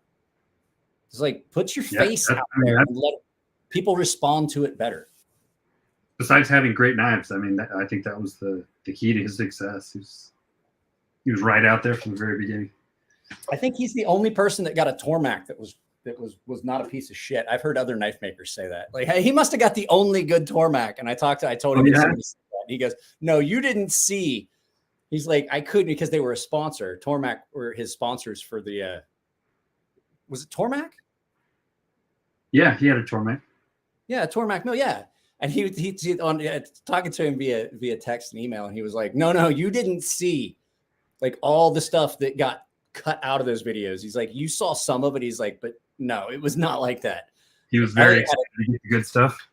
Yeah, Elliot told me that he got a Tormac because John Grimsmo had one, and he was like, that dude fucked a lot of people. It's like, that thing was a horrible mill. Interesting. What was this? Oh no. Have we got people that need, should I do do you guys want to do the knife now? Because I see that we're losing people. I don't want to have people miss out on the knife giveaway. So if you guys want to do the knife, because it's an hour and 30, and then we can just bullshit for a little bit after. Yeah. You guys want to do that? Okay. Ryan, I'm going to let you pick the number and pick the range and send it to me while I grab this. Oh, all right. So we've got fewer people than last time by a bit. Let's have the range between 1 and 75 again, and I'll pick a number. 1 and 75. Okay. Yeah. So just so you guys know, we're doing this. This has my edge on it, and it's an M390. This is the Artisan HOVERWING. That's a great little knife. I like it. It's just not something I would carry. It's got a very unique look. Let's see, what do we got? Not yet. Same rules apply. When I type in start. Okay, let me get back to the comments. Okay, let's go over the rules again. So I will give you a pass. I'll give you a pass. But when I type the word go in the comment section, we're all going to be looking for you guys to put in your stuff. I will type go. We'll give it 1 minute, and everybody can type in their comments. You get one comment. The closest to the number that Ryan picked without going over wins. So let's go ahead, and I'm going to get this set up so that we can go. So everybody gets one pick of a number between 1 and 75. And I know what the number is, but I forgot because I smoke weed. Okay, there we go. There we go. There we go. Let's get back in here. Up. I thought I saw it. Did somebody hit it? Somebody did. Let me make sure. Let me make sure. Dang. Yeah. Yoda. Let me make sure that somebody didn't hit it before. So go ahead and stop, guys, because Yoda already hit it. Yoda. Say what? James had a 13. Yeah, but Yoda hit it right Yoda on hit it the on here. button. So let's go ahead and stop. We'll type in stop. And I will go back and find, Yoda's comment. Oh, where'd it go? I saw it. I know I saw it. I saw it scroll up and I was like, oh, wait, I know I saw the number. Yeah. So the number was 14. And Yoda hit it right on the button. On the nosy. What movie is that from? So yeah, you win this, Yoda. So you can get a hold of me through the the Gilded server chat. We can talk about that. Yeah, this is a very nice knife. This is one of those artisan knives that was their higher end stuff. I have another one of them right here. That's why I had it out. So That's up there with build quality with this one. This thing's a beast, bro. Have you ever got to see one of these? What's that one called? That's the Mastiff. No, That's the I Artisan never have. cutlery. I think I've seen it on their website, but I've never handled one. Bro, like, I'm not gonna lie, like some people, like, they shit on Artisan and they forget that, like, they keep talking like, oh, Artisan, those Chinese companies. Artisan's an American company. They just have their manufacturing's all done in China. Oh, is that right? See, everybody's like, CJRB is like the budget line of Artisan. It's not. It's a separate company. They just happen to share the same clearing or the same production house. Like the same people that make Artisan knives are the same people that are making CJRB. CJRB is owned by a different person. The reason you see them together is because the owners are like best friends. Yeah. And since David that owns Artisan is here in the States, it allows him to, like, he does a lot of the this. gentleman at the shows, is that the owner? The gentleman at the shows, the guys that doesn't ever talk, the Chinese guy back. Yeah, that's the owner of Artisan Cutlery. David's a really good guy. I got to go to Blade Show West, and you probably met him there. Russell is the face. Yes. Because Russell speaks English. Russell speaks some Cantonese, but David's English isn't great, but he is an American citizen. The business is in Chino Hills. Okay. And so instead of, it just saves so much. It makes so much sense the way they're doing it. Yeah. So Russell does a lot of the stuff for like the shows where their stuff is like on the table together. Mm-hmm. And David basically represents all the CJRB and all the Artisan. And I mean, I can't argue. So you have a Chinese company, an American company working together, and they do really good. They do really good work. I think that Artisan is one of those companies that's overlooked a lot. Yeah. I don't know who else, but I handled the Bombardier, and it was very well machined. It was nice. Well, I mean, they made my sea snake. Like, I wouldn't have let them release my sea snake because I'm really picky. Yeah. Like, if they hadn't done a good job, if they hadn't sent me those production prototypes, and I was like, wow, this is great, it would have never come out. I would have been like, yeah, it's not. What do you think of Tuya knives? I've met them at the shows, but their knives are great. They have some models that, I mean, just like every company, they have some models that don't appeal to me. I actually have more models that don't appeal to me than models that do. Yeah. But their quality is great. Yeah, I know like maybe in the same category, potentially overlooked. Customer service rep. I talk to him pretty often. Yeah. So, well, I thank you, 2A Dave. 2A Dave bought instead of buying like a regular sea snake, because I told them when they went to Blade Show, they're like, we're going to do an exclusive run for Blade Show West.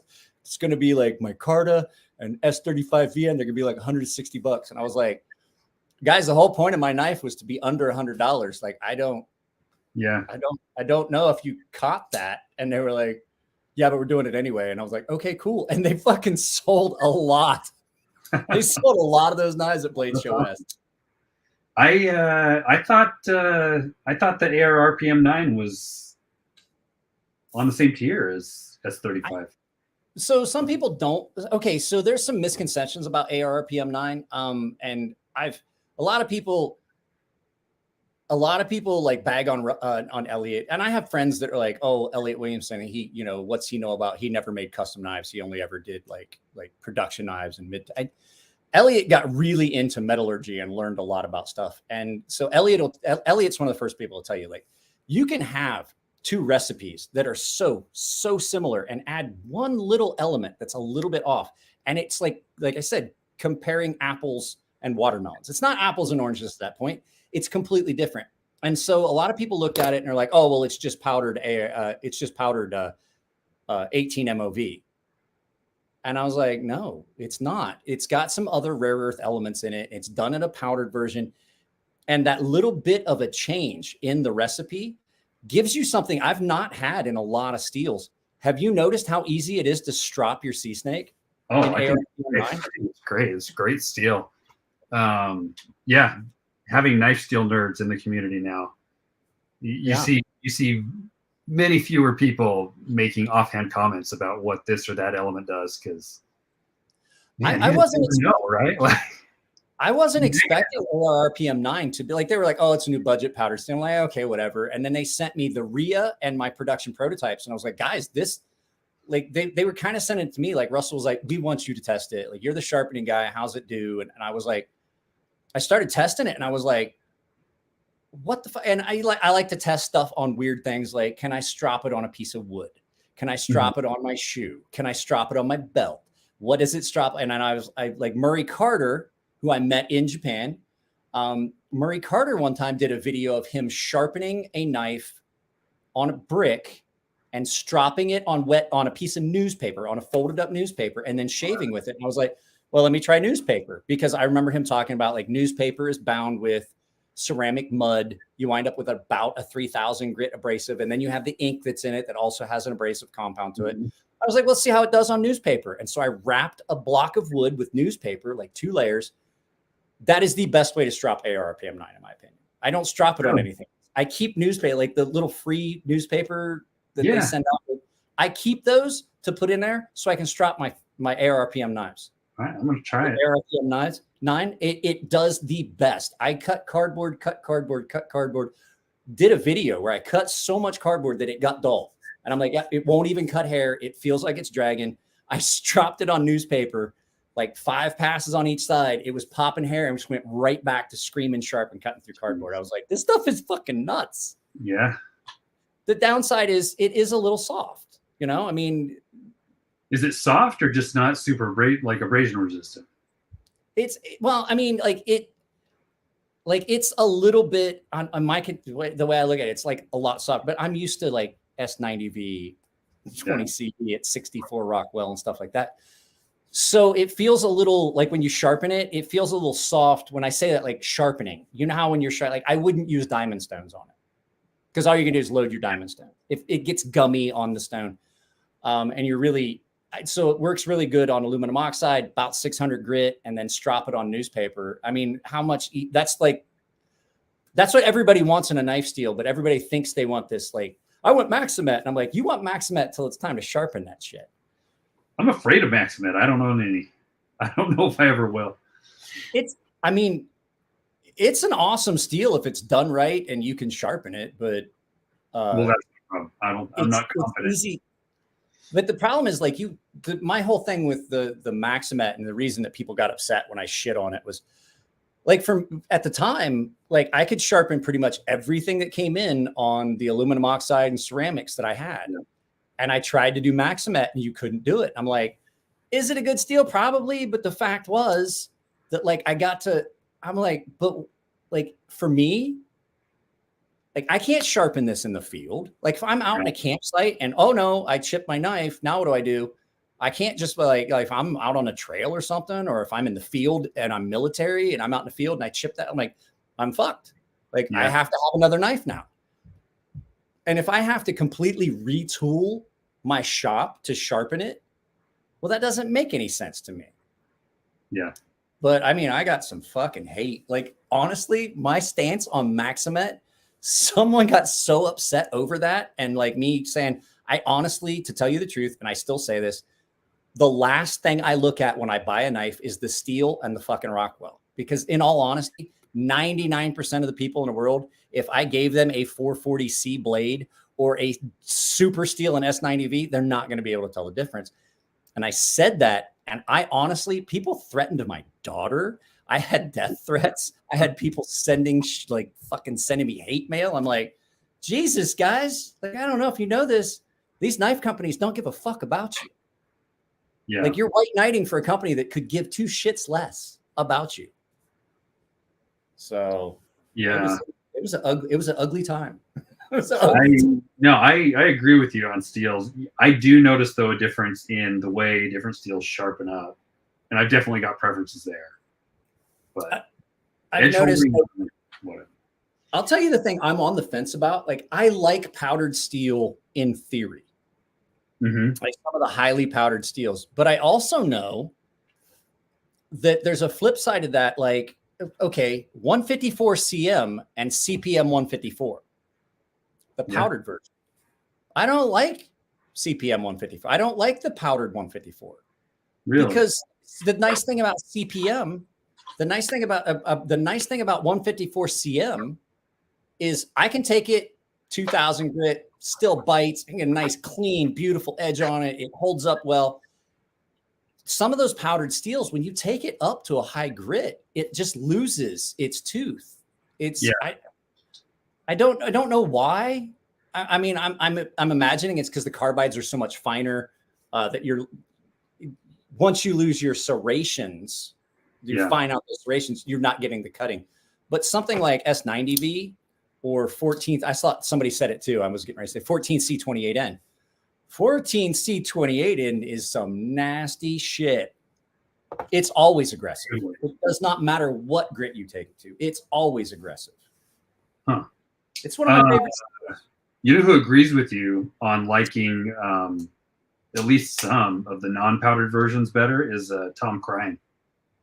He likes he likes D2 better than CPM D2. I think for that reason. It's just not aggressive.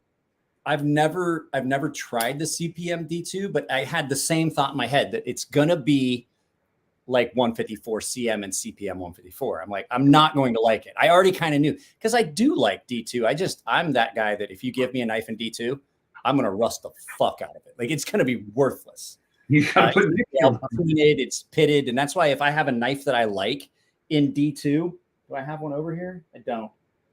If I have a knife that I like in D2, I try to get a ceramic coating put on it. I used to be able to do it, but I haven't been up to Elliot's shop for a while. And that just kind of prevents that. But this is in 154 CM, and 154 CM is one of those steels that I could take this up to 8,000 grit and it's still going to be aggressive. It's still going to have that bitey, like, oh my God, that's going to cut me even up at like 8, 5, 6, 7, 8,000 grit.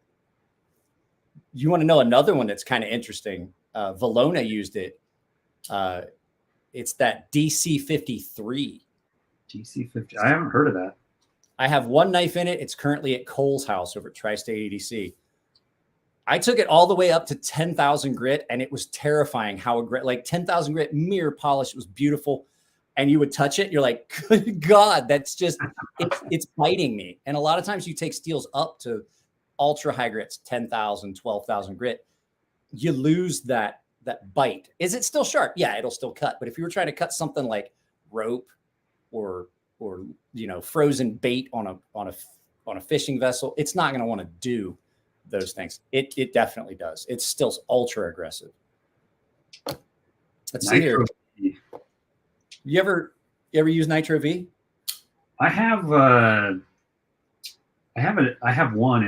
knife in Nitro V. It's a Karambit. I like Nitro V. It's pretty good. What's the theory on that one? They took what existing steel? AEBL or something? No. I can't remember. Here's the thing. Everybody's like, oh, AEBL and 14C are so similar and stuff like that. And I was like, I don't see it. AEBL, it feels slippery to me. It never really feels aggressive. It doesn't feel like it has the carbides in it that are in 14C. Somebody said I can't remember. I would have to look it up. I don't want to talk off the cuff. And I don't have my ready reference that I used to use, which is, God rest his soul, Cliff Stamp. If I had a question about metallurgy, I would get a hold of Cliff Stamp because Cliff was Johnny on it. I would text Cliff. People are like, you don't know anything about steel. And Cliff would be like, in the comments, he was like, no, he kind of does. Because I didn't know, I would just immediately grab my phone. I'd text Cliff, and within a day or two, I'd have a response. He was busy, but the fact that Cliff, guys, if you don't know, if you haven't seen it, go watch some of Cliff's videos. They're still on YouTube. Cliff was a great dude. Wealth of knowledge when it comes to metallurgy and sharpening and things like that. But I talked with Cliff. I don't even have those text messages. I talked with Cliff about Nitro V once, and I can't remember what he said, whether it was kind of like AEBL, but instead of they removed some of the carbon and replaced it with nitrogen. I don't 100% remember. But it's a good steel. I don't dislike Nitro V. I know it's really corrosion resistant.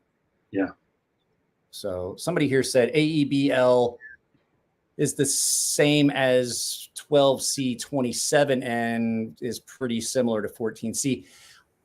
Okay, so everybody says that, but I don't feel it. Like the end result, I just don't feel it. I don't know if it's distributed carbides or what. but the knives I've seen in AEBL just don't seem to feel the same, like the way the edge feels and the way it cuts and things like that. So it could be that I got some shitty AEBL. I don't know. But I've only ever handled a couple, and I made my decision real quick that I didn't like it. I'm like, oh, fuck this. I'm not buying any more of that. Yeah. What's your current favorite knife besides the Sea Snake? Because I know you're going to say the Sea Snake, but you don't have to plug my shit. Let's see. I didn't think I liked it at first, but I just recently got a Spartan Harzy folder. Ooh. I'm actually carrying it today. I actually you got the little one. You got the little one. Little guy from Blade Bar here in Dallas. But I don't know. I've always been like super attracted to the design. And then I bought it and I was like, I don't know. And it's just kind of smoothed out very nicely. It's a good one. I was issued a Gerber Harzy Hunter fixed blade when I was active duty, when I was downrange. And great knife. It is a great light. It is a great knife. The Harzy designs are great. I like the bigger one. I like the full size Harzy, Spartan Harzy folder. Jared let me borrow his that time. It was freaking great. It was hard. That's one of those ones that was hard to send back. Yeah. And I'm usually a big knife guy, so I don't know why I ended up with the small one, but I do like it. It's nice. So what's your daily, what's your most carried knife? Probably a Mannix. I really like the Mannix. Or a Delica. I like those. Okay. So you like Benchmade and Spyderco. I don't know if we can still be friends. I think Hinder stuff is really great. I really like it. Another Ohio boy. I love Jake. I love his knives. I'm like, God damn it, Jake. Why have they got it? Or Rick. I was like, God damn it, Rick. Why they got to be so fucking thick? Why do they have to be so fucking thick? They're beefy knives. They're beefy. I do have to say that even though it was pretty thick behind the edge, my knife of 2021, knife of the year, and everybody's like, well, that knife didn't come out in 2021. And I was like, well, I didn't get to see one before that. So it's my knife of 2021 was the 3-inch flipperless XM18 that Jared sent me. Yeah. My thing was the flipper tab always hurt my hand and I didn't like it. Yeah, there's two. He sent that to me and I was like, okay, I can get behind this. This is awesome. Yeah. So we got here. Cutting Lace says, oh my God, yes, he's amazing. Mannix too is his favorite. Anyone knows? Man, God, Jesus. I don't know if we can. I have a video that's the title is like the Mannix 2 is a work of knife genius. I think I'll tell you what. The Spyderco, like I love the Endura series of Spydercos. I always have. The first Spyderco I ever got was an Endura. Loved it. I still have one. I have a Matriarch 2, which is it's basically that's the civilian, that's the S-shaped blade inside the handle of an Endura. Yeah, the Matriarch 2. One of my favorite knife designs ever. It's super ergonomic. It's awesome. I think they're too proud of it. They charge way too much for it. But another knife that they have, like I, honest to God, would love to have a pair of 2 in that M4 steel, that CPM. What is it? CPM M4 or CPM 4V or whatever it is. I can't remember what it is. I just sharpened one not too long ago. I was like, all right, this is a really, really good knife. With the compression lock, it's an awesome fucking knife. Yeah, the PM2 is great. I've got a couple of those. And I just, for a video I'm going to do, I picked up the, what's it called? The Caribbean, which seems nice too. It's my first time. Does your blade hit the lanyard tube? Have you snapped it shut yet to see if you get a flat spot on your blade? I've had to fix. Good question. 4. No. I want to say I've had to fix 4 of those. No, it won't.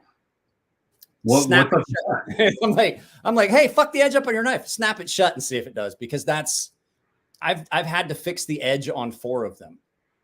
It looks like I've got more than 1/8 of an inch of clearance. I don't know. Okay, maybe they fixed it. I literally shortly after those came out, I had three of them come in, and then a year later, I had another guy send me one. He was like, Jesus, dude. And his was a repeat. That's what it was. I only fixed 3, but one of them I had to sharpen twice. Okay. Because it did it again. And I was like, how about this?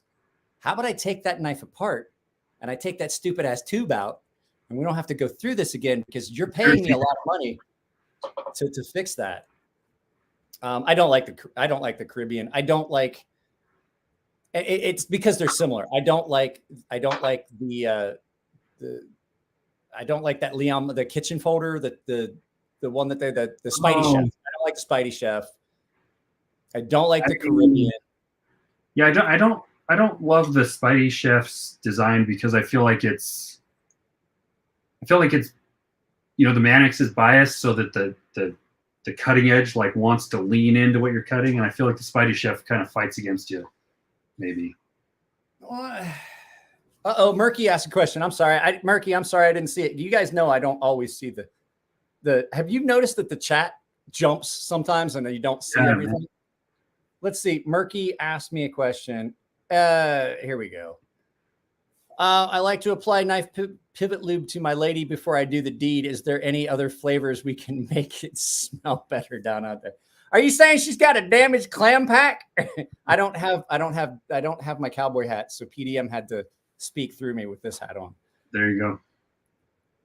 That clam pack might be damaged. That don't smell. That smells funny. I don't know. I will tell you what I started doing.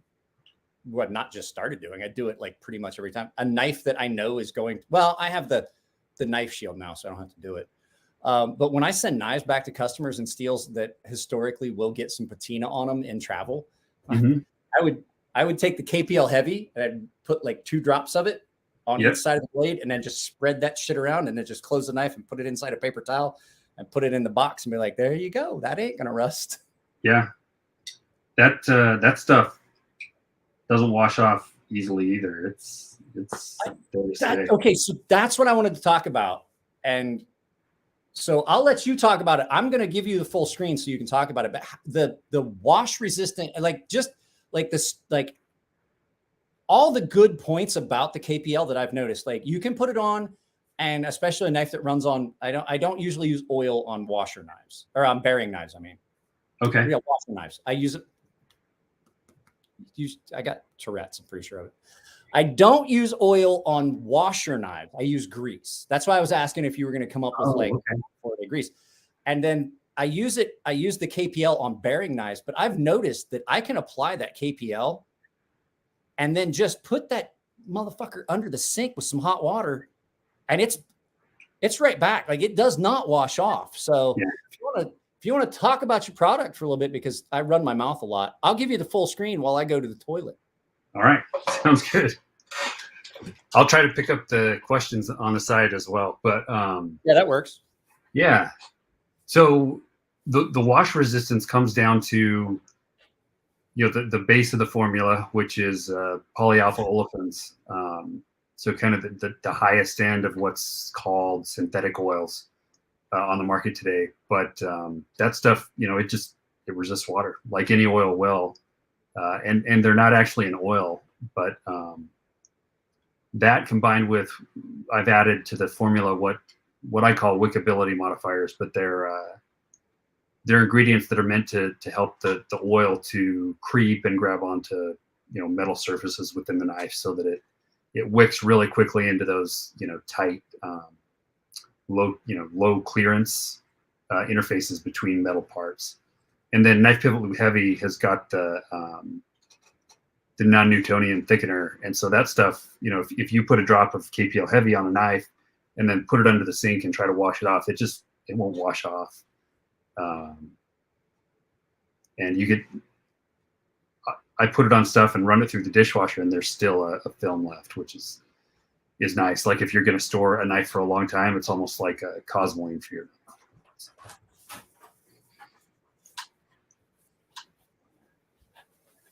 I have returned. He's back. Oh, no, I didn't want to do that. There we go. That's what I was trying to do. I missed it. I'm going to have to watch my own live feed over, but I can pretty much wind it into 1 hour and 59 minutes.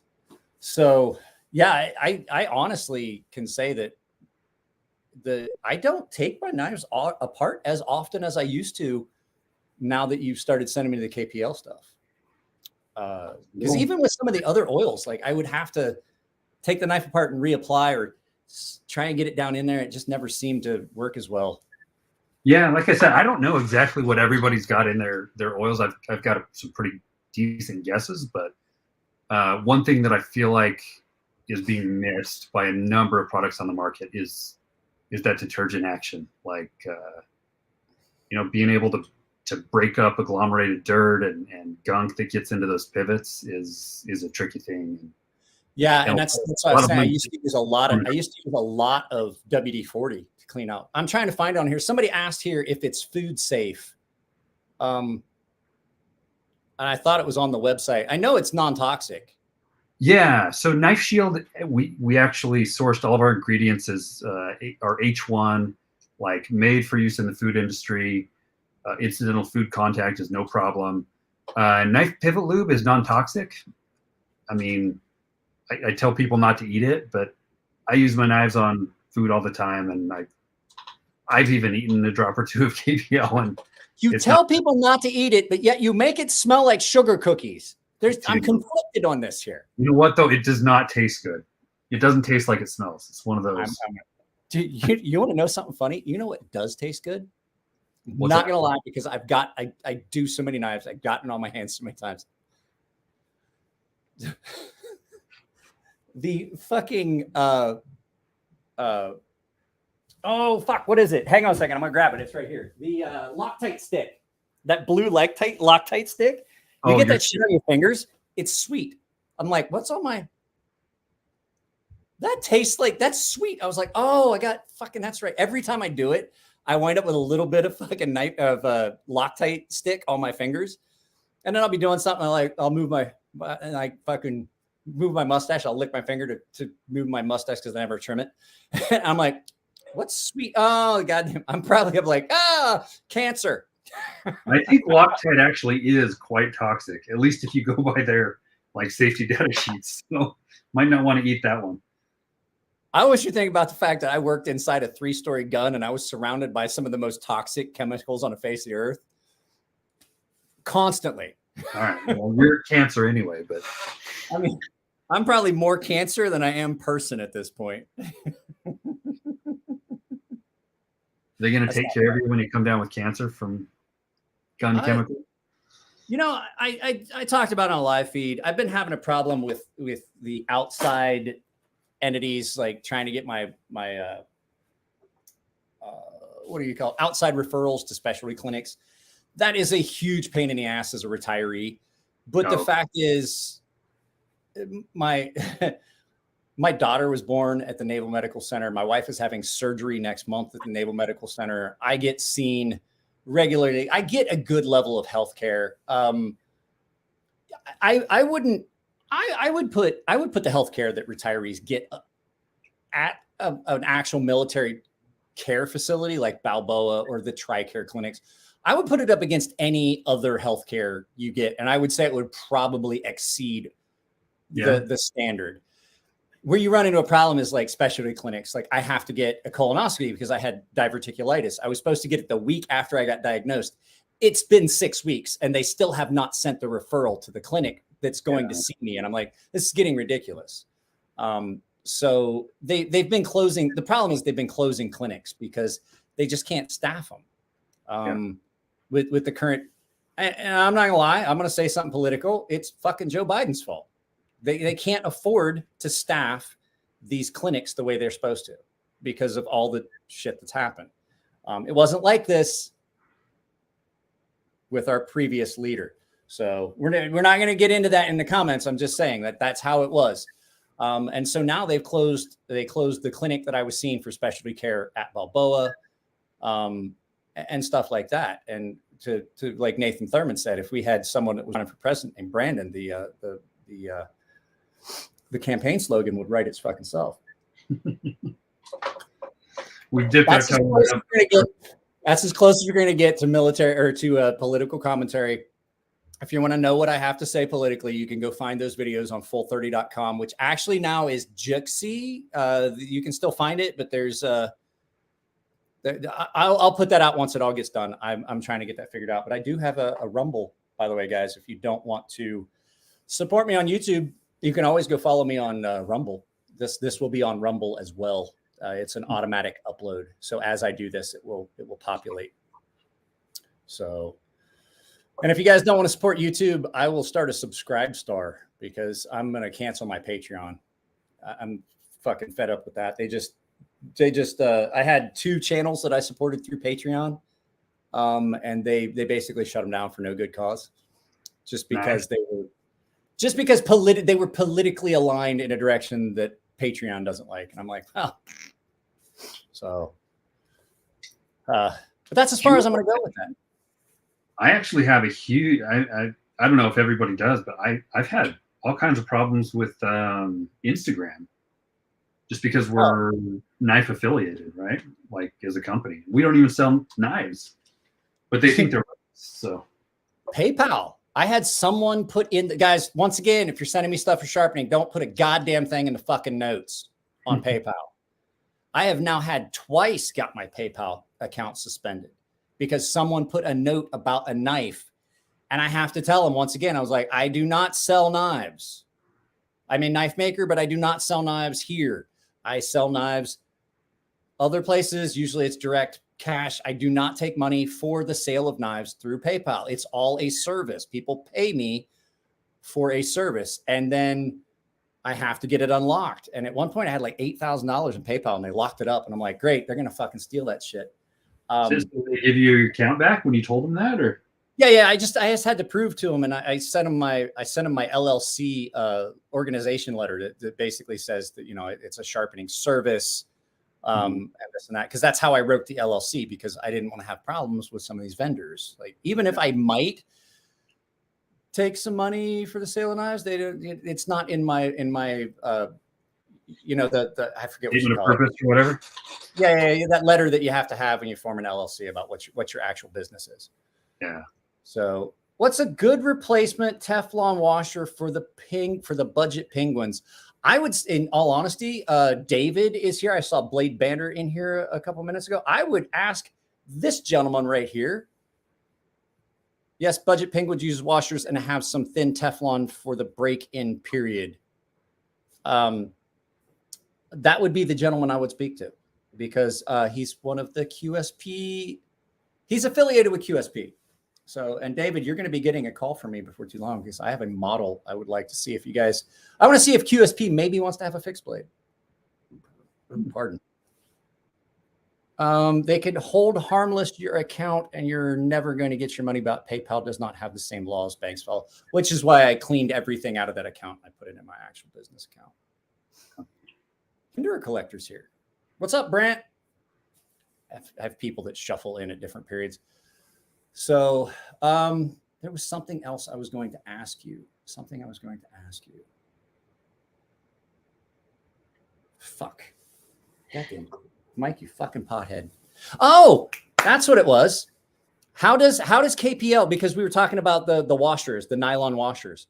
How does KPL interact with nylon and plastics? Is it, because I haven't used it. Like I said, I don't use oil on washer knives. Yeah.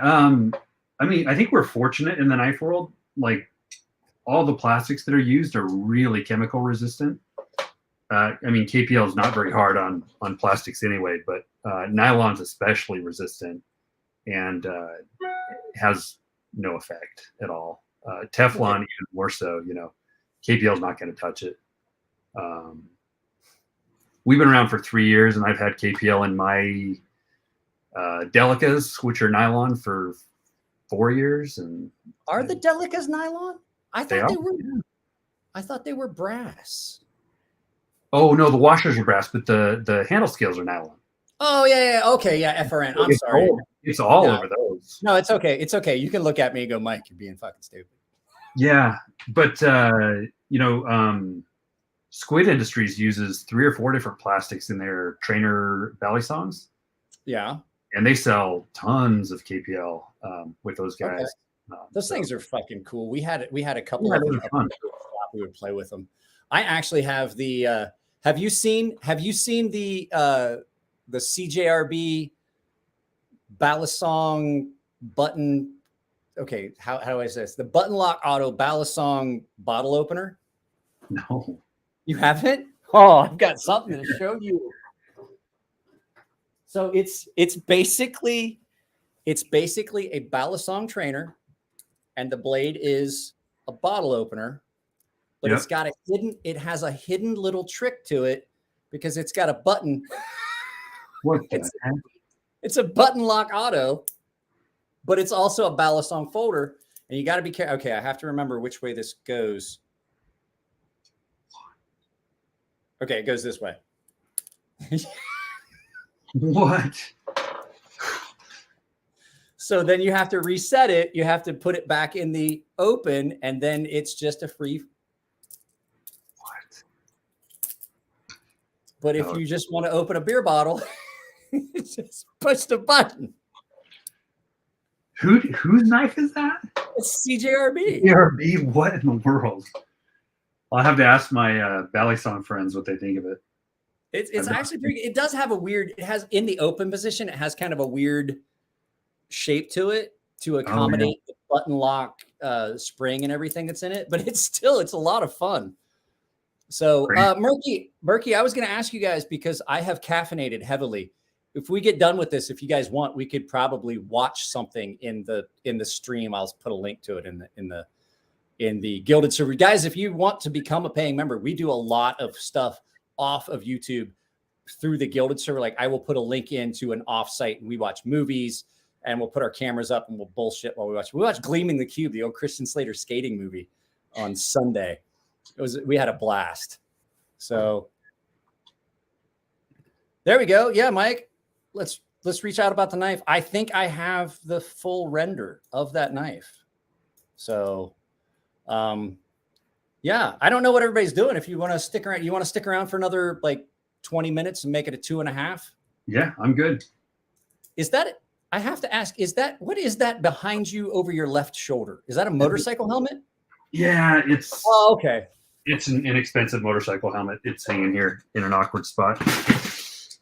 Well, no, I saw it and I'm like, I couldn't tell if it was like one of those robot, like a head from a robot dog or something. So no, it's I don't even ride a real motorcycle. I've got a Honda Ruckus that I have lots of fun on. But I actually rode my neighbor's motorcycle the other day, and I was like, man, I miss having a motorcycle. And I was like, he was like, he's got two, and he goes, bro, I just got this one, but you want to ride the other one? He's like, I still have stuff to do. And he's like, bro, take it out, go for a ride. I took it out. I was on it for like 30 minutes, and I've got fused vertebrae in my lower spine on one side. And so it's a crotch rocket. And I'm all bent down, and I get back and I pull up in his garage. I got off and I was like, oh God. And he was like, are you okay? I was like, does this look okay to you? I'm like, I can't fucking move. And I was trying to straighten my back out. I'm like, oh, he's like, bro, you are fucked up. And I was like, yeah, I know. Yeah. Was this? I'm just laying here in bed and I'll go to sleep whenever you're done. Was the Sharp Thoughts. Gleaming the Cube was one of my favorite movies when I was a kid. Have you ever watched Gleaming the Cube? No. Oh, you should. It's on Amazon Prime. It's on Amazon Prime for free. I'll do it. It's Christian Slater. Christian Slater looks like he's 15 in that movie. Tony Hawk is probably 17. Like, fucking Tony Hawk's older than me. And I was like, we watched it, and I got in an argument with my sister. She's like, well, everybody knows that Gleaming the Cube is the reason there's not any more. She's like, oh, everyone agrees that Gleaming the Cube is the movie that killed skateboard movie. So I was like, no, it's not. Gleaming the Cube was a murder mystery that had skateboarding as a backdrop. The movie that killed skateboarding movies for everyone was Thrashing. And that was a horrible fucking movie. Progressive Suspension makes a cool kit for those Ruckus. I'll have to check them out. What is a Ruckus? Is that like a side-by-side or like? No, it's a. My wife always makes fun of me when I call it a motorcycle. It's a scooter. Oh, But it's kind of an off-road looking scooter. Bro, I had a scooter while we were in Japan. I had a like a 80cc scooter, and I rode it for a while after I lost my motorcycle license because I got caught going way faster than the posted speed limit, like 3 times the posted speed limit. And I pulled over because I saw the cop, and the Japanese cop was like, "Why'd you stop?" Like, I wouldn't have caught you. But you know, being honest, and so I lost my pass to ride an actual motorcycle in Japan. So I still had like a helmet and everything, and I didn't have a car at the time. And so I bought like an 80cc scooter because you didn't have to have the stamp for it. Like it basically was considered like a bicycle, and I rode a scooter. People were like, "Nice scooter." I was like, "Hey, I didn't have to walk to work."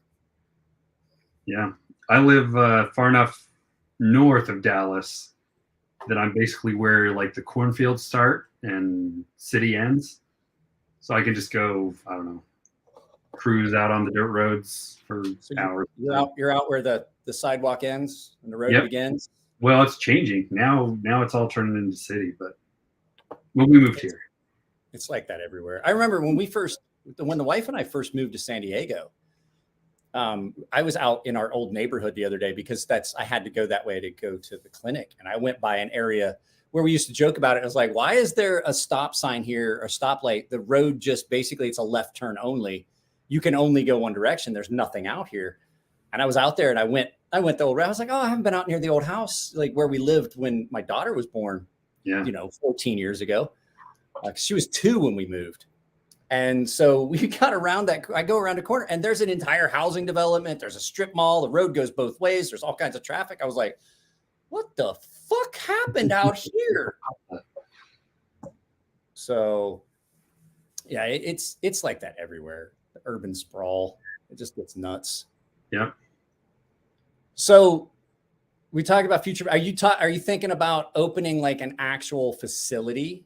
Like I said, I know that like you're reaching, like, are you reaching the point where you're like, but are you looking at like shops away from, so you're not like doing it like right on site at the house, like trying to get stuff away from. Yeah. So our garage has now got like conveyor belts running through it, and we've got a capping machine, and I've got filling machines, and it's gotten to be quite an operation. So I need like a commercial space, warehouse, a place where, people can drop pallets off. I can roll up a door, that kind of thing. And that'll help with like the food safe stuff as well, which requires special handling. And it'll just be nice to be able to have a dedicated area where we can do, clean work a little easier. So we're probably going to get a space.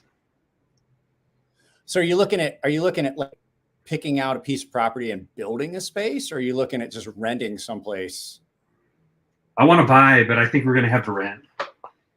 The reason I was asking is because, I'm friends with the guys at Fair and Forge, and they had a space that like for the entire time I've been out here in San Diego, that's where I went. We hung out, we did all this stuff, and I worked in their shop. And the owner of that space just got to the point where he wanted to do something else with it. So he just kept raising the price to where it was like prohibitively expensive for them. And they couldn't find anywhere else. So they moved back, like they downsized. They moved back into a garage. They went the opposite direction. And it's because like they had said, like, if we had bought a property and put something on it, like even if it was like gut the house and turn it into, fuck the zoning laws, like gut the house and just turn it into a fucking shop, they would have been better off. Like it would have actually been cheaper because they were, not to get into their financials, but they were paying a crazy amount per month, like way more than I was paying for a mortgage. Oh yeah. And so that's what I was going to say. Like, if you're still in a situation where we're in an area where there's property available on the cheap and you could build, and then you'd have the ability to expand, that might be the way to go. And then you wouldn't have to worry about, the landlord raised the rent for the space. I really want to. It takes money down, and I don't know. People think there's like a lot of money in the oil business, and it's been good to it. Like it's gone very well, but it's like capital intensive, especially as you try to scale. It's tough. You got to buy machinery. Otherwise you're sitting there, all day capping bottles by hand. and stuff gets expensive. So we'll see. I would love to buy just a house, like you said, especially around here. Stuff's starting to get zoned like dual use. Buy a house, make that our factory. We'll see. We'll see. We got Snuz asked, that was a serious question. Would like a quarter size for traveling with? That's kind of what we had talked about when I was talking about the like making smaller bottles for like to go with knives. Yeah. Like a quarter of the size. But here's the thing, you know what? In all honesty, this is actually more portable than like if you buy the nano oil, you're looking at where's my thing? I mean, this is one of the other things I like about your packaging. Almost tripped and fell. Holy shit. Pick the computer. One of the things that I like about your packaging, you know, John still uses the nano oil. Mm-hmm. Well, you got this, but this is a soft side. Like that's like look at that. Like that's going to break. Yeah. I would much rather, I mean, already. So basically what you're looking at is a quarter the size of what you're going to get with any other oil. Yeah. If that makes sense. Could be the fact I've been drinking very strong Japanese beer that my wife smuggled in her suitcases from Japan. My father-in-law bought 36 cans of my favorite beer. It's like $6 a can in Japan. It's like $90, $190 to $110 a case here. And he helped my wife hide them all in the luggage to bring back from Japan. And I've been drinking it. It's called Ebis. Oh, nice. So, yeah, I've had 3 of those. They're pretty strong. But yeah, I like the compact packaging. I really like these. The first time I saw the bottles, I was like, okay, I like these. But I was afraid they were going to leak, and I haven't had a leaker yet. We spent a long time finding the right bottle. It's hard, and then finding something that's equivalently good to that's smaller is tough as well, unless it's just a rip-off top on like a plastic tube or something, and then it's really just like a one-time use. So it's tough, you know. There's this one's for you, Ryan. Love your products. Thanks for the interview with Mike tonight. Yeah, and absolutely. Thank you for coming on. I don't know if you guys know this. This was kind of impromptu. I already had the live feed scheduled, and I was like, you know what? Why the fuck am I going to do this by myself? Let's have Ryan come on. And that's why I was asking you want to come on. I'm trying to get Bob Terzuola to come on. I was going to do it April Fools, but I have something planned for you guys for April Fools. Not so much. You guys that are here are already, you guys know that I'm going to pull something on April Fools. It's the rest of the internet that I'm hoping that the joke I pull goes over well. I have an idea that might have a significant number of viewers that are going to be very upset that they clicked on a very clickbait live feed title. I was a little nervous to come on your show. Why? I mean, I feel like I'm not up to speed on all the latest, greatest custom knives and stuff. I don't keep us up to speed as some of the guys. There's no way to be up to speed. There's so much shit that comes up. Like, no joke. Like, Winston Cabretti, one of my paying members, sent me this. This was a gift, the PMP Big Boy. I'd never even heard. 1, never heard of the knife. 2, never heard of the fucking company and had to look it up. And I'm like, these guys are doing a good job. And I took a close up. That's like, that might look like a stonewash finish. That's ultra fine micro milling. There is no stonewash on that. You can hear it. The milling on this knife is so fine, you can't even really discern it as anything but a stonewash. Wow. Unless, like, even with the naked eye with my reading glasses on, I can't really tell. I had to get my reading glasses and my camera on my phone and zoom in 5 times. I'm like, that's milling. That's not a bead blast. Yeah. It's really good. And I'd never heard of them before. Never once heard of them. Yeah, that's how I feel. Have you seen these? Have you seen any of the Steingraber performance knives stuff? Of course I do. This is the Sasquatch, I believe. Freaking great. And I know Alex, and I talk to him all the time. We're in in a group chat on Instagram. This is the first of his knives I've ever gotten to see. So yeah. Don't feel bad. So we're all in that situation. No, I feel like, you know, your Instagram gets enough numbers and then Instagram stops like spreading out your exposure. And so you just see the same, you know, at the top of your feed, it's the same maybe 200 people, and it tries to have you interact with them a lot, which is great because they're good friends of mine. But I would love to just see a bit more variety. It's hard though, you know? Yeah, I don't know if you've followed my Instagram. There's not a lot of worthwhile channel related content. It's just whatever I find that's goofy, and to see what happens when I put it up. Instagram's worthless. If you're in the knife industry or the knife community and you're wanting to put stuff up on Instagram, it's fucking worthless.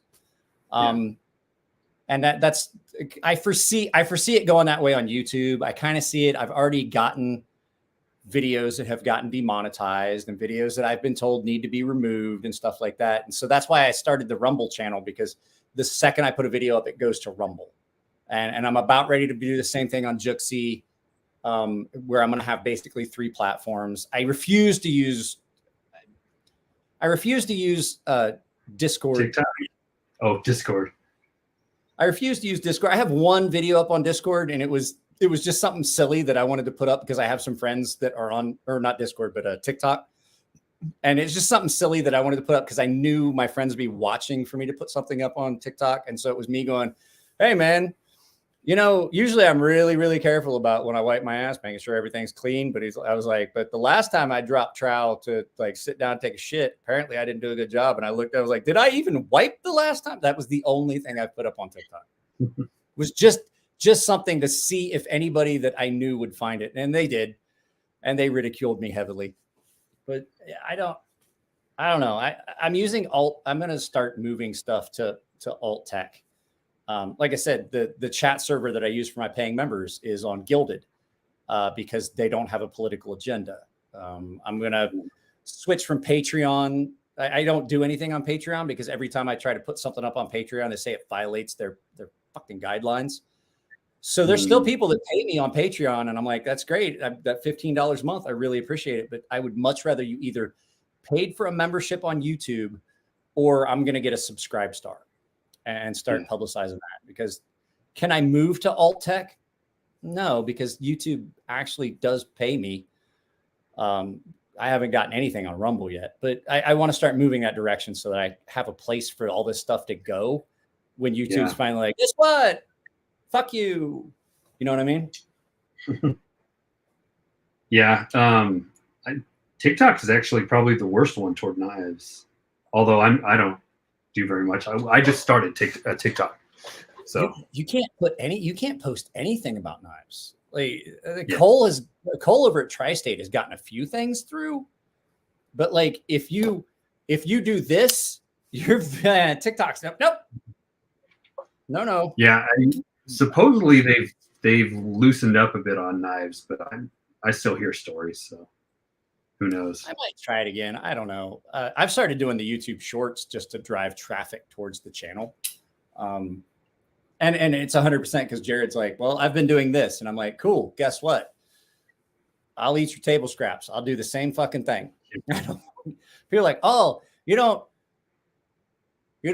like, if you do this video and somebody like, you might want to do this quick. That way no one else does the other video. I was like, I don't give a fuck what any other channel has put up. Like, if you send me something, I don't give a shit if another channel has done it. If it was popular, you know what I'm going to do?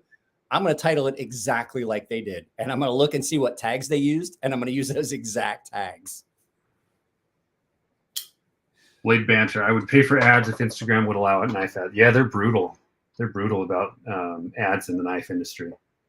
Yeah, but that, like, I tried to run some promotional stuff about my sharpening service. They're like, oh, that's weapons. And I'm like, then how the fuck does that knife aid get to run full, like, 1 minute ads? Have you ever seen that knife aid? The one where like, send your knife in, we give you the slip and all this. And I'm like, the sharpening service? They probably spend enough money. Or you use an ad agency, and your ad agency has a rep at Facebook, and they can push stuff through for you. So yeah, it's gotten ridiculous, but well, it has been 2.5 hours, Ryan, of us hanging out, and I really appreciate it. You're always welcome. You're always welcome to calling on channel. It's always just me. If you ever just like, hey, what are you doing? We can talk about like what's going on with KPL.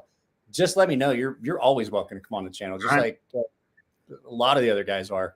It's basically an open invitation. You let me know when you want to come on. All right, maybe we should make it a launch day tradition or something.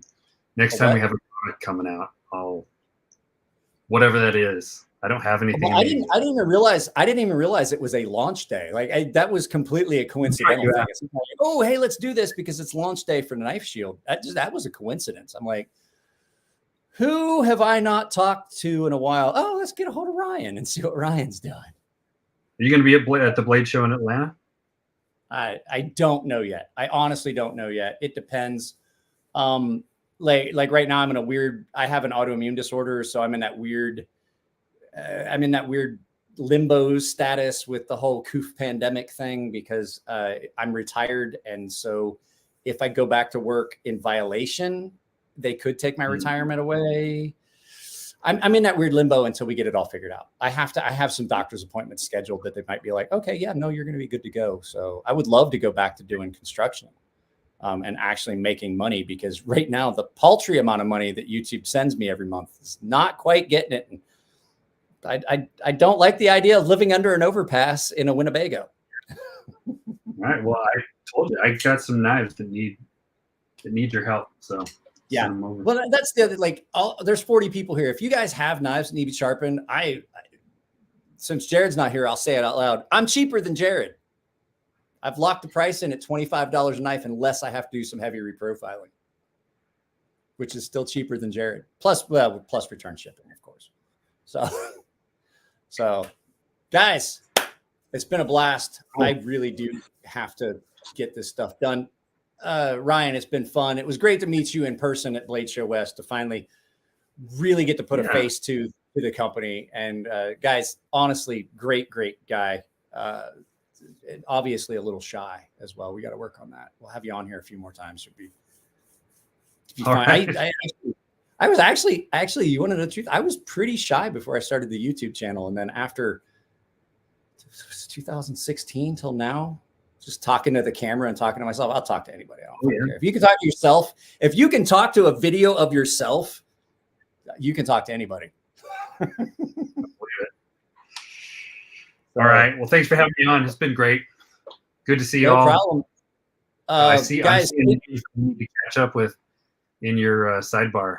I'll have to reach out to people, but say what? What's up?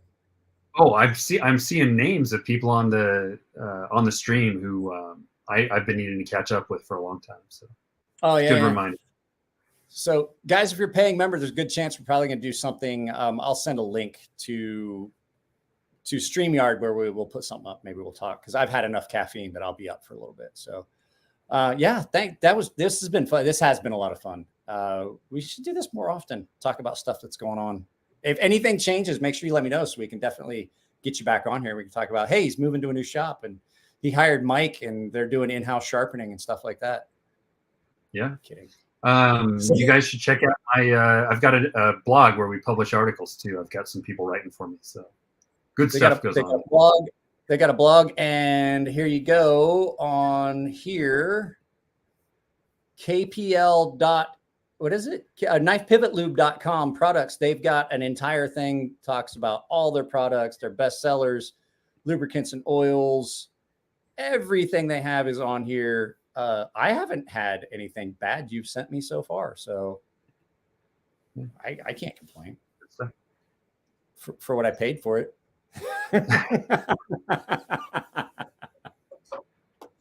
So, all right, I'm going to kick you guys out. Ryan, stick around for a second. We'll talk for a second after. Okay, so, sure. Let me get back to where am I at? I lost it. So hang on a second. I'll get out. I'm going to tell her goodbye. Okay. Guys, I'm going to end this. If you're a paying member, stand by. I'll get something set up for us to do. I'm going to be up for a little bit. So I appreciate everybody that's been here. If you dropped a super chat, thank you very much. That money all goes directly to support the channel. It goes back into things like studio lights and stuff like that.